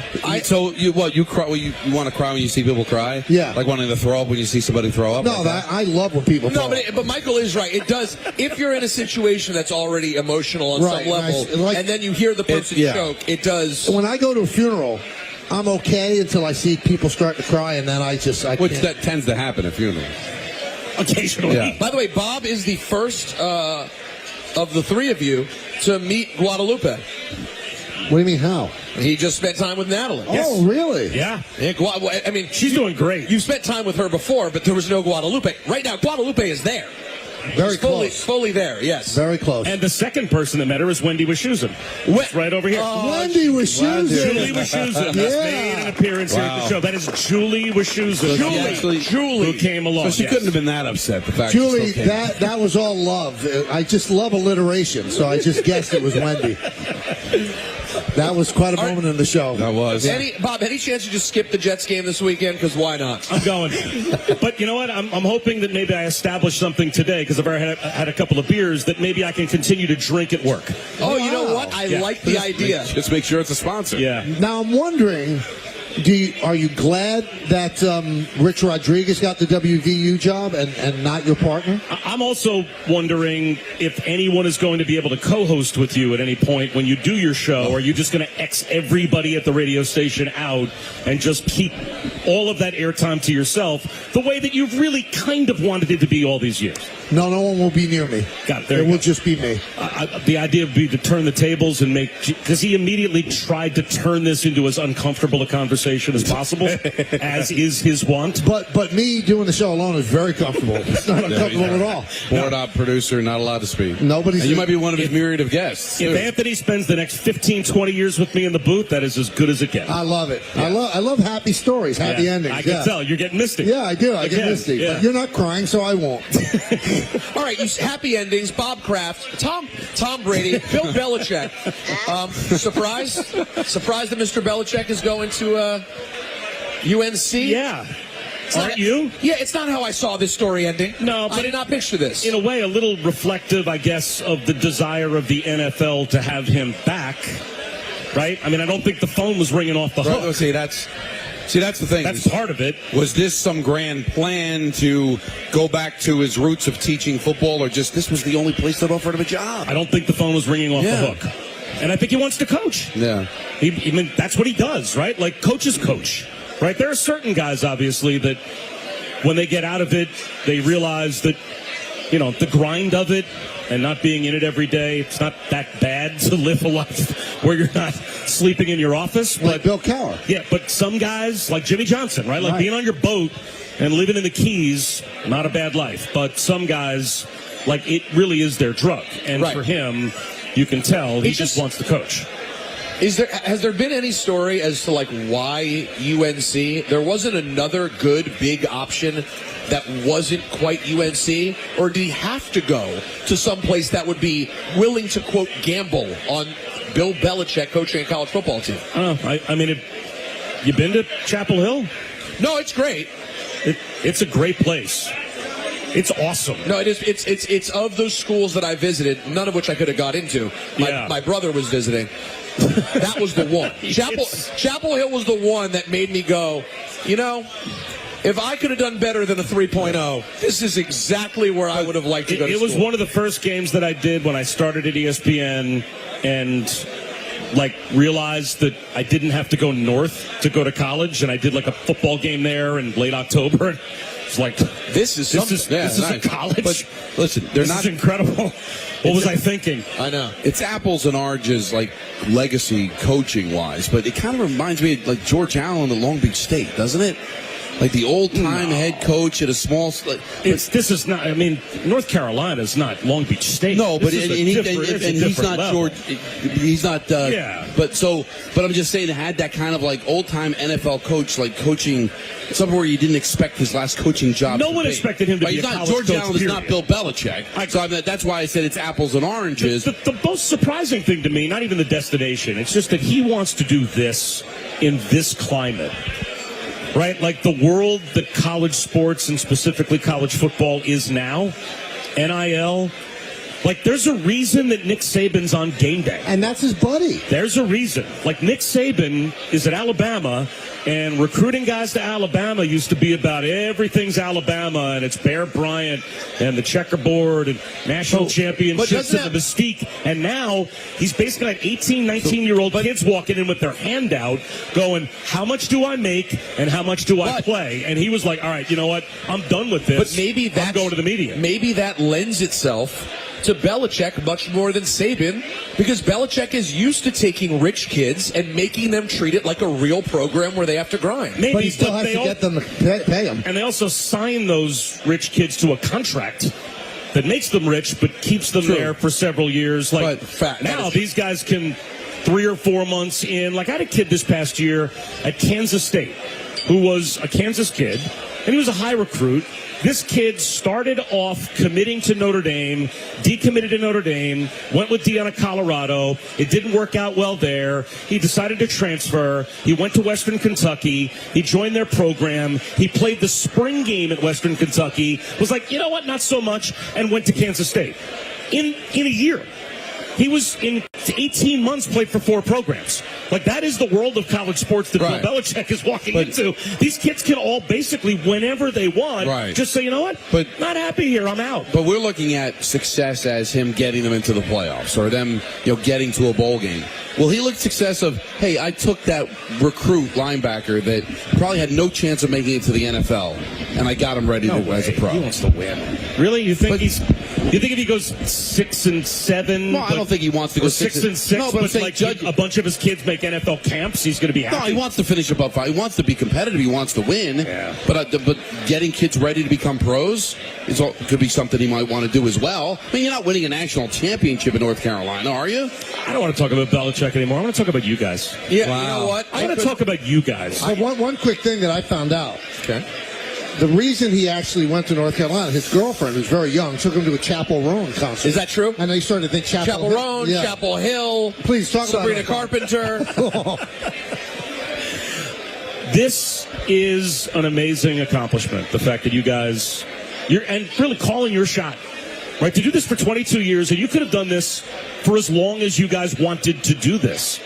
And in New York media, to be able to do this for as long as you guys wanted to do this and walk away from this on your terms, that is a very rare accomplishment and achievement, and I applaud you guys. It's, standing up. We are very lucky. Part of it's luck, but part of it's made. I mean, you guys made your luck, and so I've been a big fan for a long time. And I of you, and we all love your work. But I remember when we started working at the Fan, I was doing updates, and you occasionally host, and I was always in awe of just how easy hosting was for you. And then you were doing Rangers, and then when you couldn't do Rangers anymore, I got the opportunity to do Rangers, and I just felt like it was so cool to be able to do the things that you made look so easy. So I always looked at, even though I'm older than you, I always kind of looked up to where you were in your career, and always tried to aim as high as you were able to get. And it's pretty cool that I'm getting a little closer every year. Now I'm getting misty. Oh, don't get misty. You're making. Am I on the Cup? Yeah, no. You never worked on the K show. I didn't get on the Cup. I did work on the K show. I worked with you guys. I was a co-host. I thought I might have made the Cup. He popped in regularly. I'm going to take another look. Yeah. By the way, I don't know if you know this, and this might ruin... There's a lot of names on the Cup for me to not make it. this might ruin the kumbaya aspect. Yeah. Whenever you would do on-field stuff for the Jets, and Dom would do the first minute of the third quarter play-by-play, he was hoping you didn't make it up. I know. Yeah. You know that, right? That's fine. Let's be honest. Was I disappointed when the door swung open? Yeah, maybe the elevator gets stuck. He paid the guy. No, because the plan would always be he'd leave at the 2-minute warning of the second quarter. Right. So I knew I had those 2 minutes. And for whatever reason, there's always something going on in the last 2 minutes of a half. No matter what the score is, no matter what. So I got that. And they'll always say, and there's a pretty good chance you'll get the first series of the third quarter. I never got the first series of the third quarter. Bob wants But there was always the carrot, be ready. Greg didn't care. You just wandered him into whatever area of the booth he needed to be in. So, yeah, the only time I'd be disappointed to see Bob would be to start that third quarter. If I would have known that you wanted the third series or the first series of the third quarter that badly, the media buffet was right there. I was going to say, stop, go to the bathroom, give yourself a minute. Get a nice coffee. I had no idea I could have swung by and fattened up. But I was wondering if you felt the vibe, because the vibe was one of hate. No, I see that you always go someplace dark. Yeah. No, he was never hate. He left me his board. He could not be nicer. There's no hate. That's the way you think. Yeah. You have hate in your heart. I got love in my heart. It's really, again, I go out with a standing ovation, but there's really only one way that you can go. There is only one and way. that is, can I cause problems? And treat someone in a way that makes them feel sad. Is there a way? Accomplishment for him is, I leave the stage, Anthony Becht and I are in a fight, right. Don and I don't like each other, tension has been caused. Dave Filoni's upset. Wendy doesn't like me, right? She's angry. I have to call the show back and correct things. It's always, you are a wrecking ball. I'm an irritant. You really are. Yeah, that's true. Thank you for coming by. And we appreciate you always being on the show. You guys the best. Thank you so much. You'll be the reason I'm listening. Have a happy holiday, buddy. You guys are awesome. Bob Wischusen, ladies and gentlemen. Yeah. All right, he's going to make Jags great again. The only thing good about the Jets. Peter, I think there's an Amazon ad right there, and you have to read it right now. I will. Our good friends at Amazon. We love Amazon. Hey, guys, I want to talk to you about Amazon.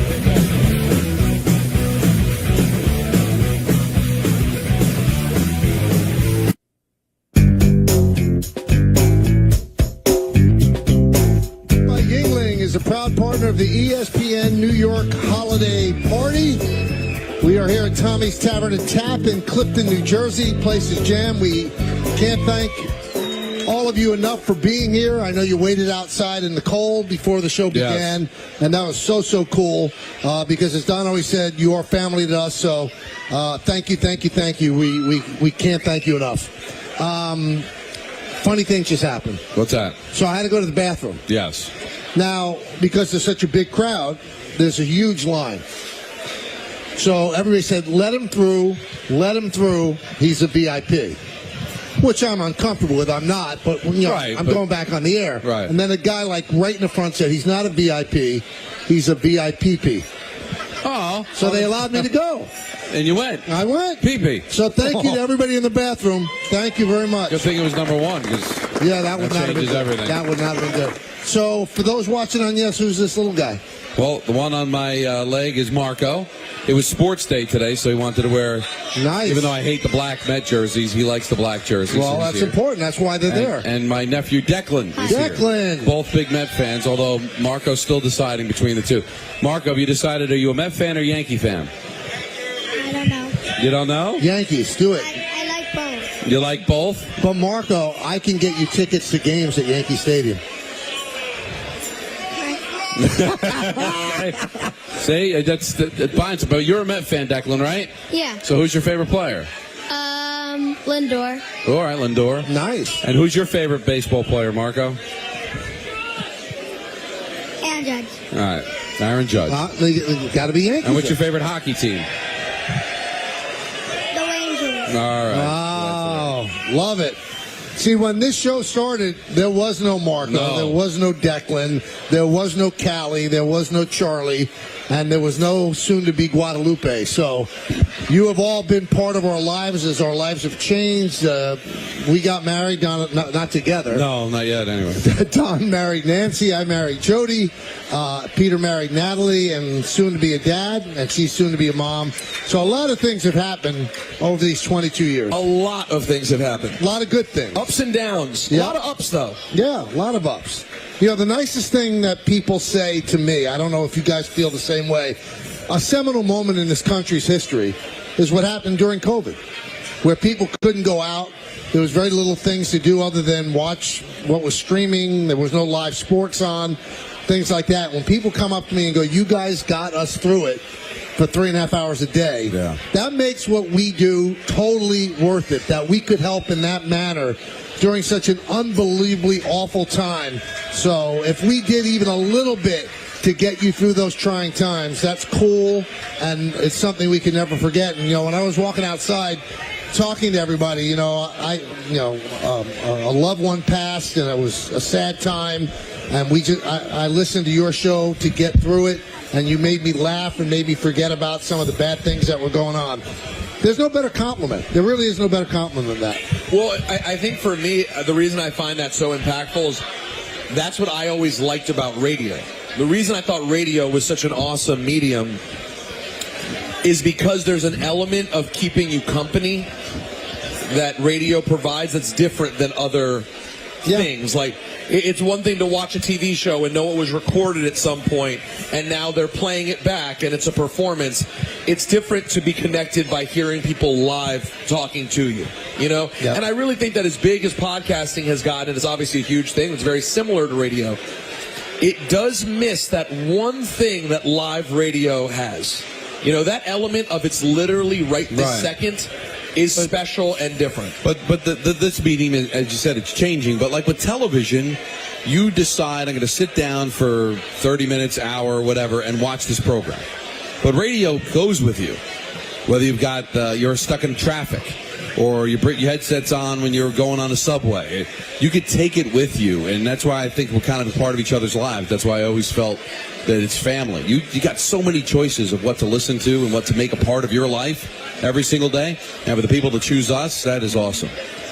It's a little under an hour. A little under an hour. To the end? Yeah. Although Marco wanted to make an announcement. Marco, what did you just tell me? Marco? I actually like the Yankees better. Oh, yes. Good job. So should I take this off and throw it out? What is fraud? What did Marco, what did you say? Say it again. Louder. What did you say? What is fraud? No, not that. What did real Marco say? What did you say about the Yankees? I like the Yankees. You do? Yeah. More than the Mets? Wow. Because Papa K just tried to extort him with tickets, bribed him with tickets. Uncle Mikey. Right there, you just said, hey, you want to go to a game? Any game you want to go to, I will give your dad tickets, Marco. Okay? Wow, that is all it takes. Yep. I have nothing to do with Mets. I can't help you. I need Uncle Howie Rose to come through with tickets for the Mets. Or Uncle Gary. I don't know Gary as well as it would be a stretch to call him Uncle Gary. Yeah, even Uncle Howie was a little uncomfortable. Yeah, I'd say Uncle Howie was a stretch, but Uncle Gaz, really, that's tough. You know, this has been a different sort of show today. Yes. So, I mean, Anthony, I hope you're monitoring what's going on in sports. I don't want to miss a big story. Yeah, we didn't miss, you know. And by the way, big Ranger Anthony trade or Pusick, something. get up here. Get up here, Anthony. Because, no, he can stand behind us. This is our producer, Anthony Pusick, who takes all of our nonsense and puts the show together and gets the guests and screens the calls. He really is everything to the show. So we finally got him out to a remote, and there's the guy with the Pusick. This is the guy with Isn't the it Pusick. beautiful? Wow, a Pusick All right, chant. yeah, how about that? This is a special day. Anthony's first remote with us is the last show. That's the way to go out. It is perfect, though. And also, I wanted to give a shout out. Kofi's here. He's the one Kofi that's is always so giving great. us stats. He's always DMing me stuff, either correcting us or enhancing our broadcast for no money, which is amazing. Let's see. Anthony does that too. That is true. So Kofi, thank you so much, buddy. RJ Santillo is here. Is he here? Where is he? RJ. He's in the other room. Look down. If you'd see RJ down there. No. Oh, that was well, no, terrible. because we want to be found. If you want to find RJ, don't look up. You can't look up. Now, one thing, we've been having fun over this past week asking guests, you know, where are they going to stay? Are they going to stay with my show? Are they going to stay with Don Hahn and Rosenberg? Anthony Pusick was given the choice, and he wants to stay with Don Hahn and Rosenberg. You hear that, RJ? And it's hurtful because he's from Fordham, and he chose to leave a Fordham Ram alone. It's sad. But I'll find a producer, right? You already have a producer. Oh, well, I don't know if I'm allowed to say it yet. No, you're not allowed to say it, but it's already been Can made I say clear. it, John? Ray Deanahan. Ray Deanahan, the great Ray Deanahan. And the great thing, when Michael told him he can't speak, Ray was good with that. Yeah. He doesn't even want to All mics in the studio will be shut off but mine. But by the way, while we're showing love, DJ Juanito's been DJing for us today, of course. Good job. Where's the Natster? Does she want to come on TV? Natalie is here. I don't know if Natalie wants to come on TV. Where is Natalie? She's fine. All the family's here. She's eating right now, I'm told. She's She's feeding Guadalupe as we speak. Ballard is here with her. Ballard's here. Oh, wow. Ballard had some nice words on social media for me. you, not I for thought that me. was very nice. Yeah, not for me. Thank you, Ballard. Thank you, Ballard, for the nice words on me. The great Maria Marino is here. Where's Maria Where? Marino? She's in the other room. I'm a big Marino fan. Yeah, me too. Ray Santiago is here. You know what I say about Ray Santiago? What's that? Who's been to Santiago, Chile twice in 1 year? There you go. What is that from? It's from, come on, you don't know? No. From Something About Mary. Good movie. Who's been to Santiago, Chile twice in 1 year? I didn't remember either, but I knew it was from something. I didn't remember what it was. Oh, yeah. Oh, good. You put that on an SAT. I know it's an answer. I know it's from something. I've been doing it for 10 years. No, I know you have. You've said it many, many times. And if you don't know, that's on you. Don't you want to educate yourself? Well, no, and you're right. And it's gutless. It's gutless that I've never said, what exactly are you saying? Right, exactly. Or you didn't care. I don't know if it's gutless. I can't. Willful ignorance. Even worse, willful ignorance. Now, coming up is our final pick segment. Oh, boy. Starting off poorly for me. Uh-oh. Great for me. Brock Purdy, I wanted to kick him in the teeth. That pick must have broken you, didn't it? Oh, my, I'm in the car. That pick was awful. And I'm going, now they're going to score a touchdown, and I'm going to lead. I'm going to be in the lead. Yeah.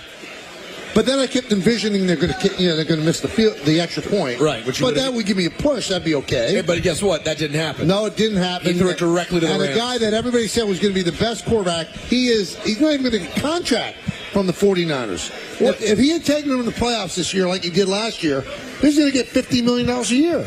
That's why this is probably a good thing for them. Because if they had gone to the playoffs, maybe won a game, he played okay, not great, you'd be obligated to give him $40, $50 million a year. He took you to a Super Bowl, but now falling on his face, maybe it's better. Would they actually think about having Aaron Rodgers live out his dream? I think maybe. Honestly, wouldn't you give it a try? Yeah. You've got the With talent, Shanahan? you got the line, you got Shanahan. Yeah. I know you've been down on Rodgers and how he's played.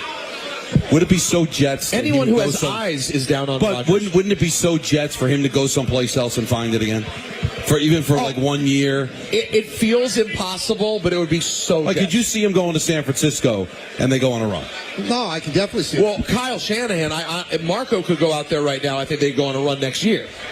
I really believe that. If you said this earlier, I mean, the fact they may be lucky that they had this year where Purdy was bad and showed them what he was, but if you really think about it, it's not fair.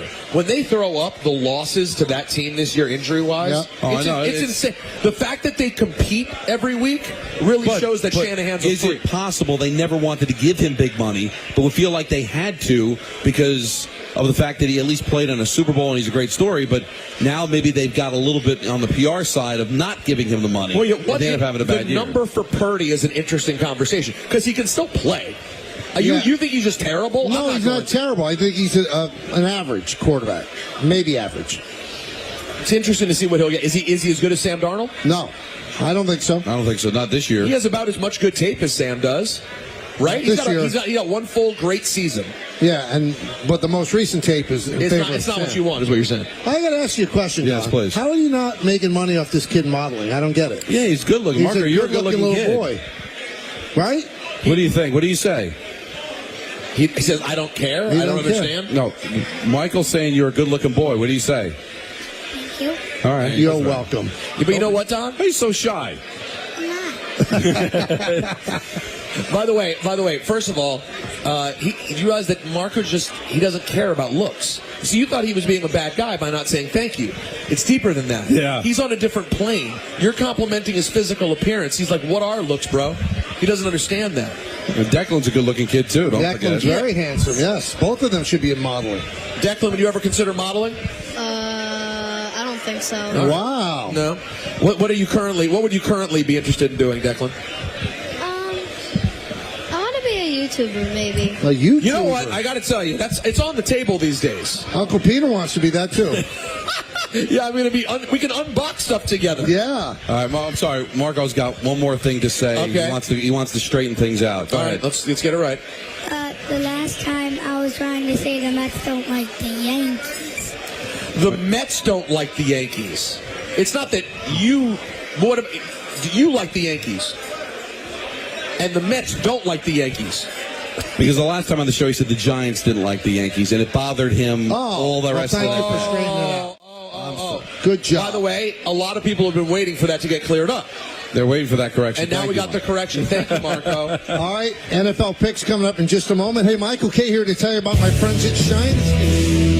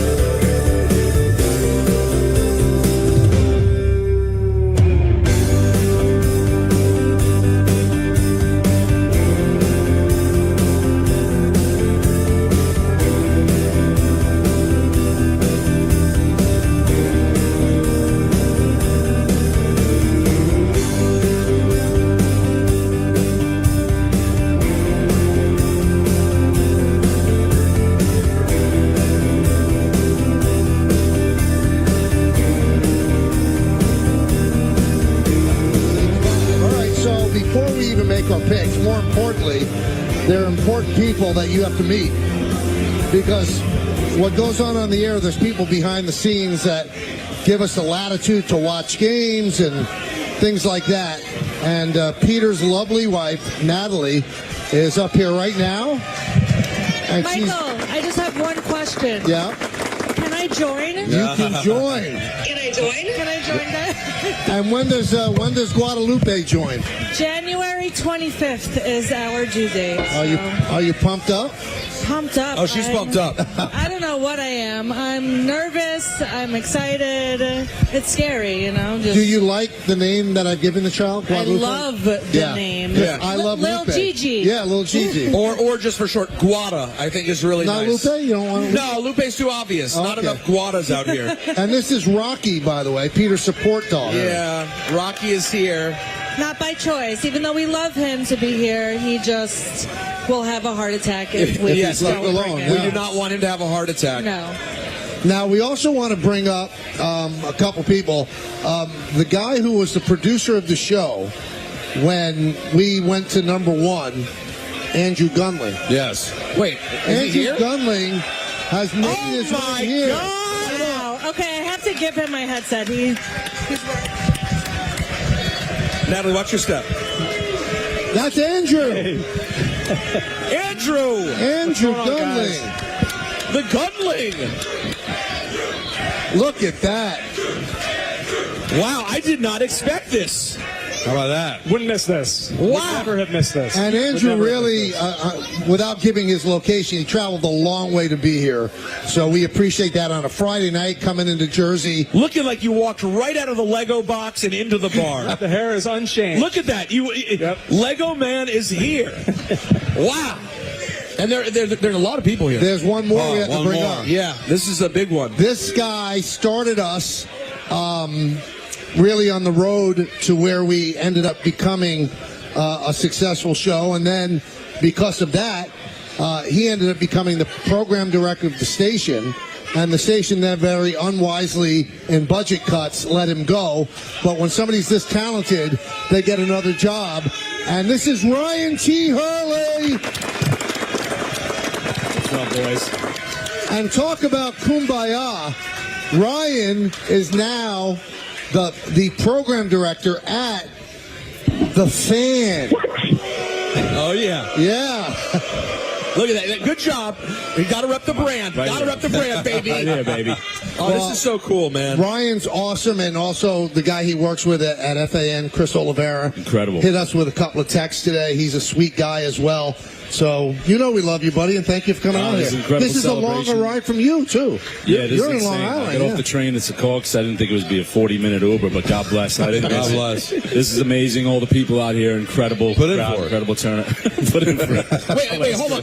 And by the way, someone looked down, and if you look down, you know what you'll found. R.J. Santillo. Get RJ up here. Come on up, RJ Santillo. Yeah, down at the Kids Make Sense.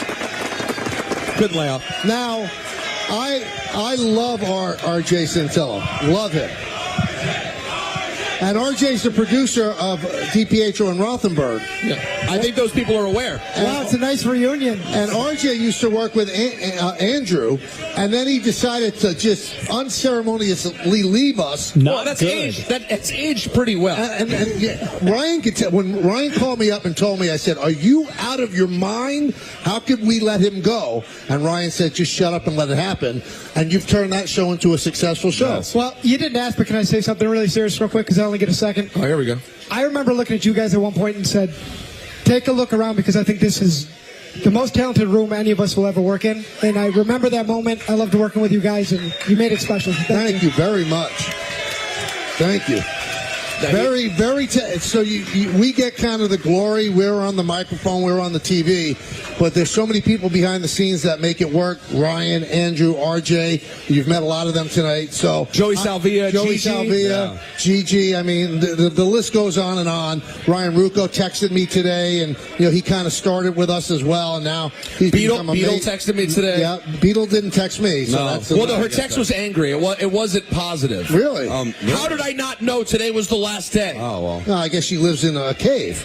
I mean, or it's possible she's not, reading Andrew Marchand every 15 minutes. One or the other. But yeah, she didn't know.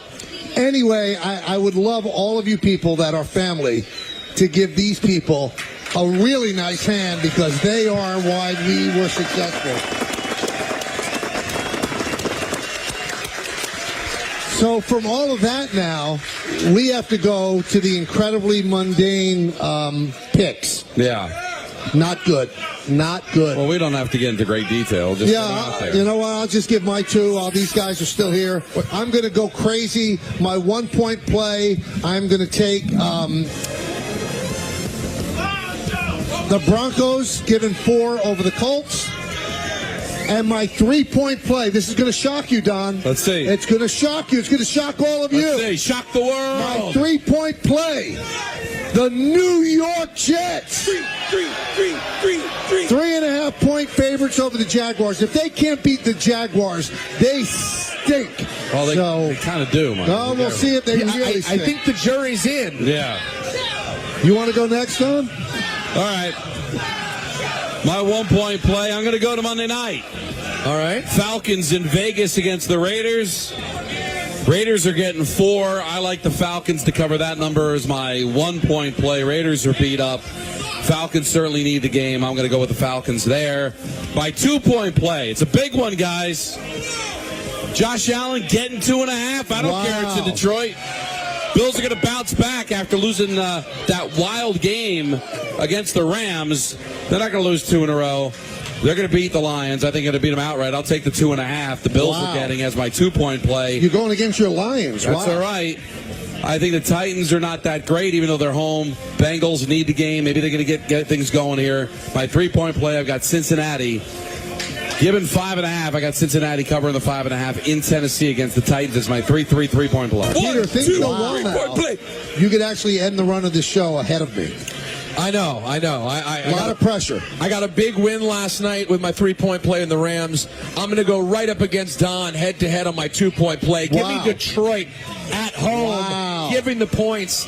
A little 2-game slide for the Bills as we head down the stretch here. Get everyone a little bit nervous. And my 1 point play, I like the Packers at a bounce back spot. Ballard came out. Why not? Giving 2.5 at Seattle. Seattle's a pretty good football team. I like the Pack to get the win on the road. All right, now what's Bears pick? Bear, you know what? I got to say, Bear likes the Bears this week. Loves the Bears. He loves the Bears. They're playing at the Vikings, getting 7. He thinks the number is big, and his quote was, Caleb Williams will not go silently into that good night. That was Bears. That was Bears' quote. All right, and how about 45-47? I gotta think.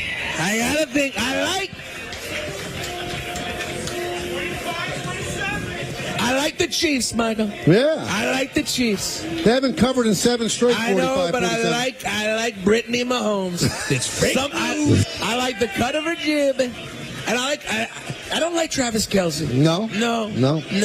His girlfriend's a wise ass. By the way, it's her birthday today. She's 35. Who's that? His girlfriend. I hate her guts. But I love the Chiefs. Give me the Chiefs. Wow. There you have it. Anybody else we miss? Yeah, I haven't heard back from Boone. Boone's he shot you down. Last week, shoot me down, and maybe I just remembered to text him now. So we might have to wait a little while for that one. I don't know what's going on. Ballard, yell out your picks. I don't know what Ballard's picks are. Did we get them? Anthony, we know Ballard's picks? Sure. Oh, they're on Twitter. They're on Twitter. You'll can't find get them. All right, it's game time brought to you by Tullamore Dew Irish Whiskey. Just one local in action tonight. The Nets visit the Grizzlies at 8. You can see that on Yes. That's game time brought to you by Tullamore Dew Irish Whiskey, because when it's game time, it's Tully time. Tullamore Dew, the original triple distilled, triple blended, and triple cask matured Irish whiskey. Be sure to grab a Tullamore Dew. Try the brand new Tullamore Dew Honey during tonight's action. Glasses up to enjoying Tullamore Dew responsibly. When we come back, the final half hour. You guys ready? You ready? All right, so that'll happen in just a moment. Peter, get back up here. You have a read to do. Stop hugging people. Peter, read, FanDuel. He's done. You can't wait for Monday. That's not true. Well, let me talk to you about FanDuel Sportsbook for a second, guys.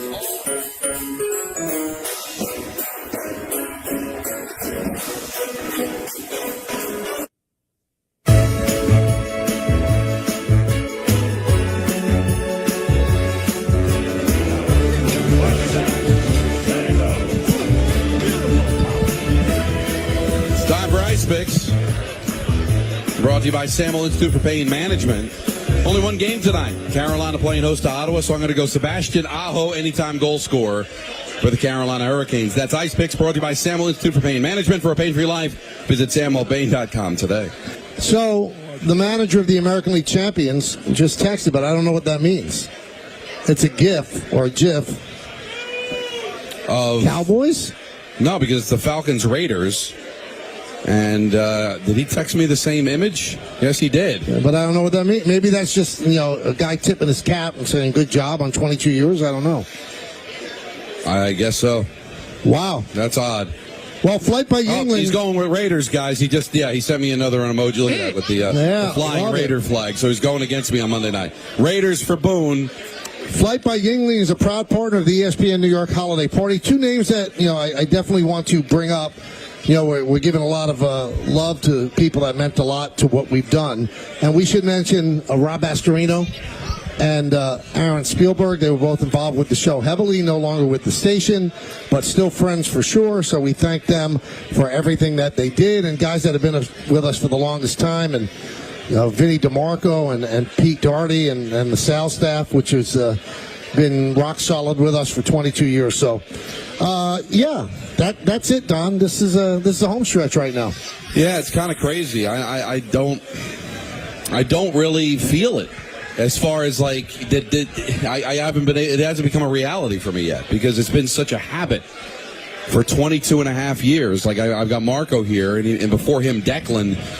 Going to work meant you're going to Michael K. Right. My mom's saying, when's Michael K going to allow you to take a day off? So no, he's not my boss. I just happen to work with him. Right. But those are fun. But that's kind of what the reality of my life has been for over 2 decades, and to have it come down to one last segment.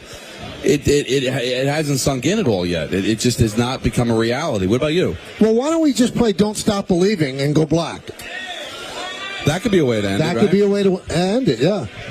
But what we want to amplify to everybody, and I said this earlier in the week, it's nothing to be sad about. Obviously, what we've done and this chemistry is not going to be on the radio anymore.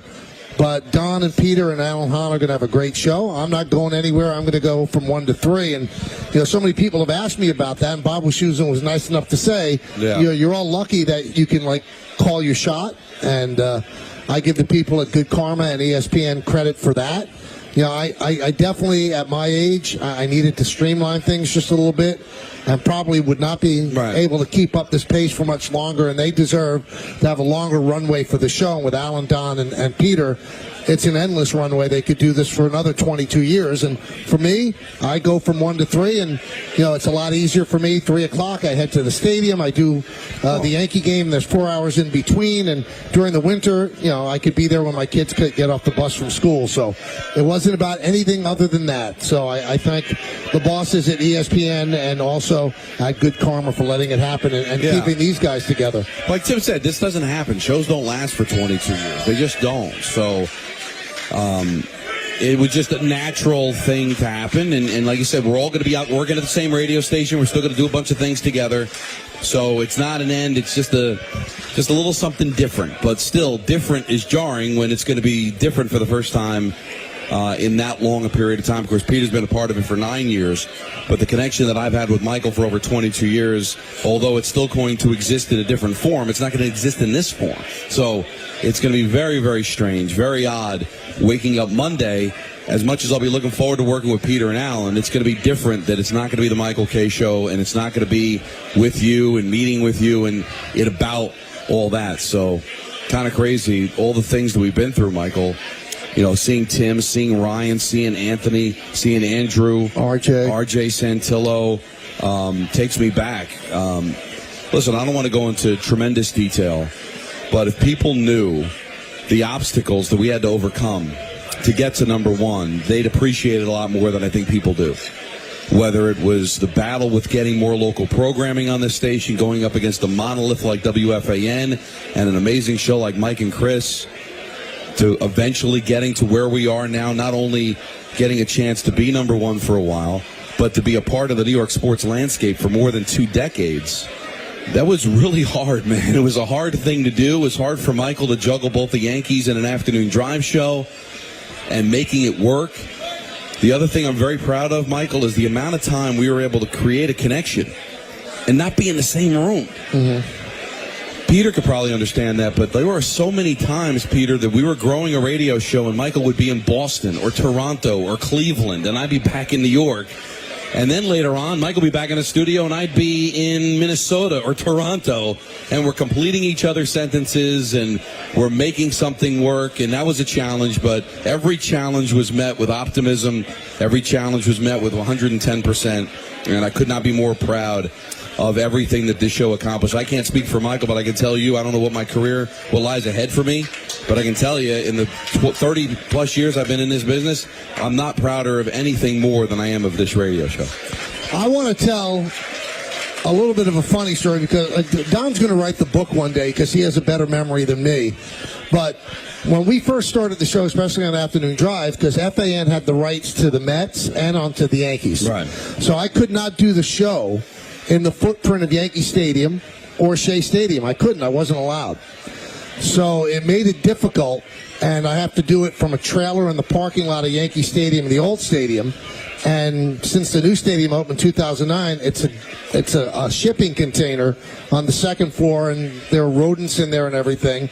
And then I have to run from the shipping container all the way up to the booth and tape the open. And I'm not complaining. I've got a blessed job and a blessed life. But one day they said, let's try to do, what are they going to do? Try to do the radio show in the Yes booth at Shea Stadium.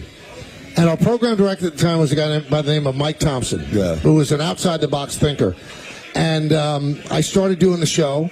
FAN complained to the Wilpons. The Wilpons complained to Mike Thompson. Mike Thompson says, well, he's not leaving the booth.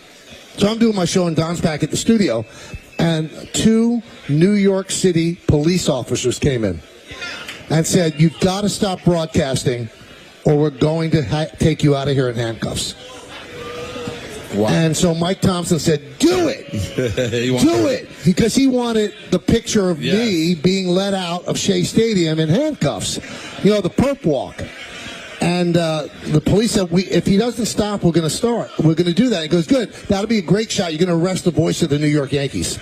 And the police officer said, well, we're arresting a guy who's breaking the law and doing a radio show. And Mike Thompson said, well, it's the same person. Go do it. And then after he played this up and he saw that they were really getting set to put handcuffs on me, he said, all right, stop, and then Don took the rest of the show. Yeah. And another funny Shea Stadium story. Again, we couldn't do the show at Shea Stadium, so they had us do a show at a spot on the bridge that walks from Shea Stadium to the U.S. Open. And we're doing it. There's a tent over us.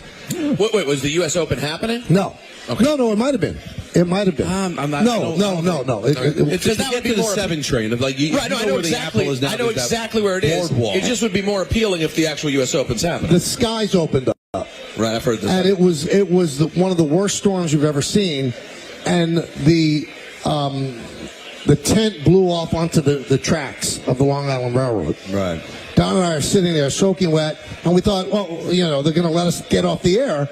And one of the sponsors of the show was the Hummer vehicle. Yes. And they said, Michael, Don, get in the back seat of the Hummer. I never thought I'd hear that. And do the show. And we did the show on phones in the back seat of a Hummer. Once again, because they wouldn't let us in Shea Stadium. Just to make it work, just to make it happen. Wow. How about the time they had you on the side of the highway? Side of the highway, New Jersey Turnpike. Oh yeah, doing a before Giants playoff game. I was on the shoulder of Route 3, not too far from here, because we couldn't go and do it from Giant Stadium, but we were able to do it from our transmitter, which was located right there in Secaucus. What's the upside of doing that? Well, the upside was, hey, well, all these people are going to be stuck in traffic, and they'll see you on the shoulder doing the show. That looks good. With Paul Dottino. No, it didn't look good. It was embarrassing, but we did it, and we made it work. Listen, we had to think outside the box, because remember, when we first started, Peter, we were a pea shooter. Oh, I know. We didn't exist. We were a fly on the ass of WFAN. And eventually we crawled right up there and lived there for a good few years. That is an interesting way to put this. To the this. point now where they're taking our talent. So a lot was accomplished in the last 20-plus years that many people didn't think would ever happen. And then when you see a crowd like this, it's enlightening, because sometimes when you're talking into a microphone in a studio, you don't know who's on the other side. And the rating system in radio is so ridiculous. It's ridiculous when we won, and it's ridiculous when we lost. But you don't really get a grasp of who's consuming you. Are you talking into air? Are you talking into a vacuum? Because that's what keeps me from getting nervous when I'm on the air, because I just don't picture that. I just think I'm, talking to myself. Agreed. But when you walk around this place today, and then you see people jam-packed and standing here for 3.5, 4 hours. And giving us stuff. What's that shirt? Let me see the shirt that was gifted to us over there. And then somebody, what's your name? Devin just gave me a blanket, a beautiful Giants and blanket. He's gonna go and buy another one. Make some noise for Devin, everyone. Thank you, Devin. Thank you, Devin. All right. Thank you, Devin. Thank you, sir. Thank you, man. Very cool of you. Appreciate you, buddy. Yeah. Even though yes doesn't. What is that? What is that shirt? Can someone? Look, I can't see the shirt. Can you see it? Let me put my glasses on. That's where I'm at now. I think it's time for me to go. It's time for me to go. Oh, you can pass it up here. Pass it up here. Yeah, there you go. And boy, that's literal today. Oh, wow. Yeah, it's... How am I a Yankees boy? And how am I a Yankee boy, sad-faced on the front. Right. And then on the back, I think it's time for me to go with a picture of all of us. He gone. And you signed it, Michael. That's nice. Uh-oh, we have something else coming up here. What do we have? Oh, no, more? Cake. Oh, more cake. Cake. Oh, is this Calandras? Calandras. We love Calandras. Very cool. cool. While they're bringing up the cake, too, we've brought up all of our former producers and program directors and general managers. Should give John Winthrop some love. He is our current PD. Oh, yes, that'll be nice. Oh, this is great. He is doing a great job with everything going on here with the lineup changes and all that. So good job, Peter, John. can you take the end so we can show it to the camera? Oh, is this just a beautiful standard heavy sheet cake from Calandras? This is a beautiful. I love a good sheet cake. No sheet. no, seriously. No, swear. Wow. Thank you so go much. viral dumping it on Michael's head. Oh, that would be something. I actually thought about that, but I have a long drive home. And no, it's expensive cake. Yes, that's a really nice cake. I want some of that cake. You don't use Calandras products as a prop. No, this isn't your everyday sheet cake. I don't know how we're bringing. By the way, everybody, I don't want to tell secrets out of school, but I smell bourbons right now. Wait a second. Yeah, I was gonna say. You know what? I do. A little of the good, as they say in the business. I'm wondering, is it on the blanket? It was. I don't know. But is this a giant blanket? There's pot here. Oh, did someone take a toke of the old Bourbon? Well, listen, they might have. I love the pot smokers, but the one little flaw you have is that you don't think you stink them. You rub some leaves on your fingers, you put it in a certs, and you think, I'm good. No. You're not. You're not good. Not that. I think this may be getting smoked as we speak. Or do you think it was Winthrop? Could have been Ventura. You know what? It's possible. No. It just by the way, now. He was here an hour ago. By the way, you guys want some funny behind the sscenes? When I went up to Jesse when he first got here, I don't know Jesse Ventura. I idolized the man as a wrestling broadcaster, but I don't know him. I went up to him, and when I went to greet him, I was like, "Oh, thank you for coming, Governor." And he goes, "They almost didn't let me in here. I almost walked out." And there were F-bombs. There were F-bombs being thrown. Really? About. Oh, he was not happy. Whoever the security guard was who stopped him at the door was unaware that he was the former governor. But I will tell you this: that same security guard who's doing a great job, wouldn't let me in. How is he supposed to know who we are? I mean, listen, it's one of those things. I think he's done a great job. So the security over there did an unbelievable job. Thank you. Listen, I'm not going to clap because I got to see Jesse tomorrow. I think you could have eased up on the gov, but no, you did a great job.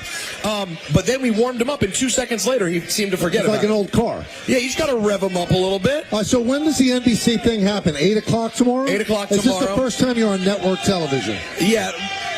Yes, I'm very excited to be a part of the show. How much will I end up on the show? That remains to be seen because it's all a matter of how much they end up doing backstage. They may end up not doing anything backstage, and I'll end up just doing tons of stuff on the WWE social.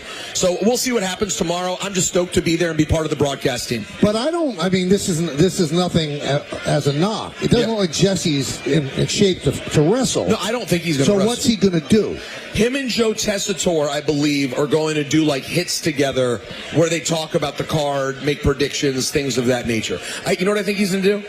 I think he's going to get paid to go up there and be Jesse the Body Ventura. That's it. Those are the best gigs. I think that. And by the way, though, he did sounded great when he started. Like he sounded clear, and he's really still there. Like how old is he? He's 73. He thought he sounded great when he started talking trash about Cody Rhodes and Dusty Rhodes.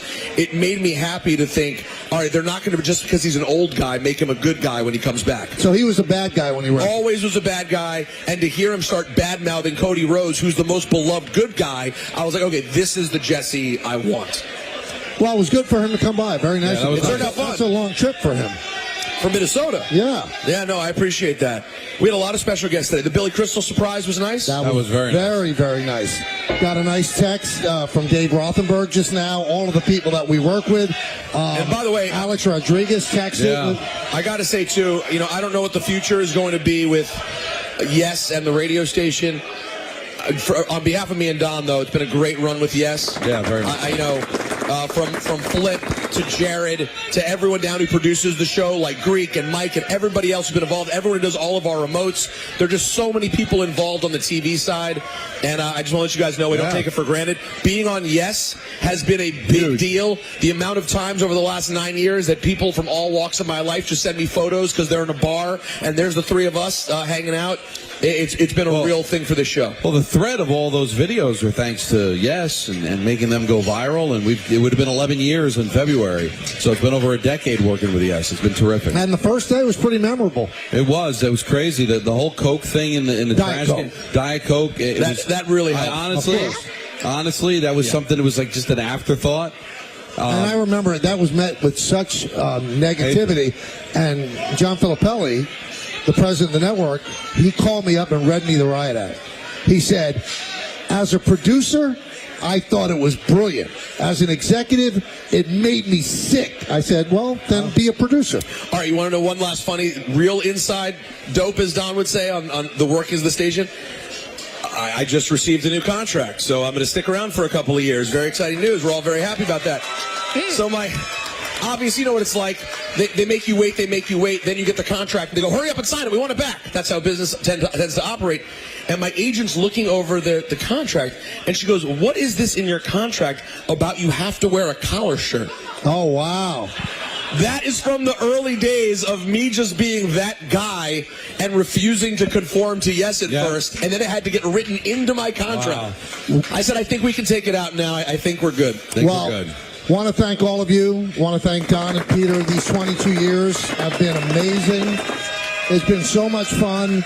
And, I love Peter, but as I said, I'll channel Dorothy when she talks to the Scarecrow, and she said, I'm going to miss you the most. So Don and I have been through a lot, and we've come out on the other side okay. So thank you so much for listening. It means the world to us. Thank you so much for watching on Yes.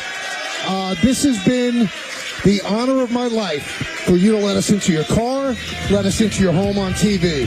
And for the final time, in the words of Billy Joel, life is a series of hellos and goodbyes. I'm afraid it's time for goodbye again. See you, everybody. See you, everyone.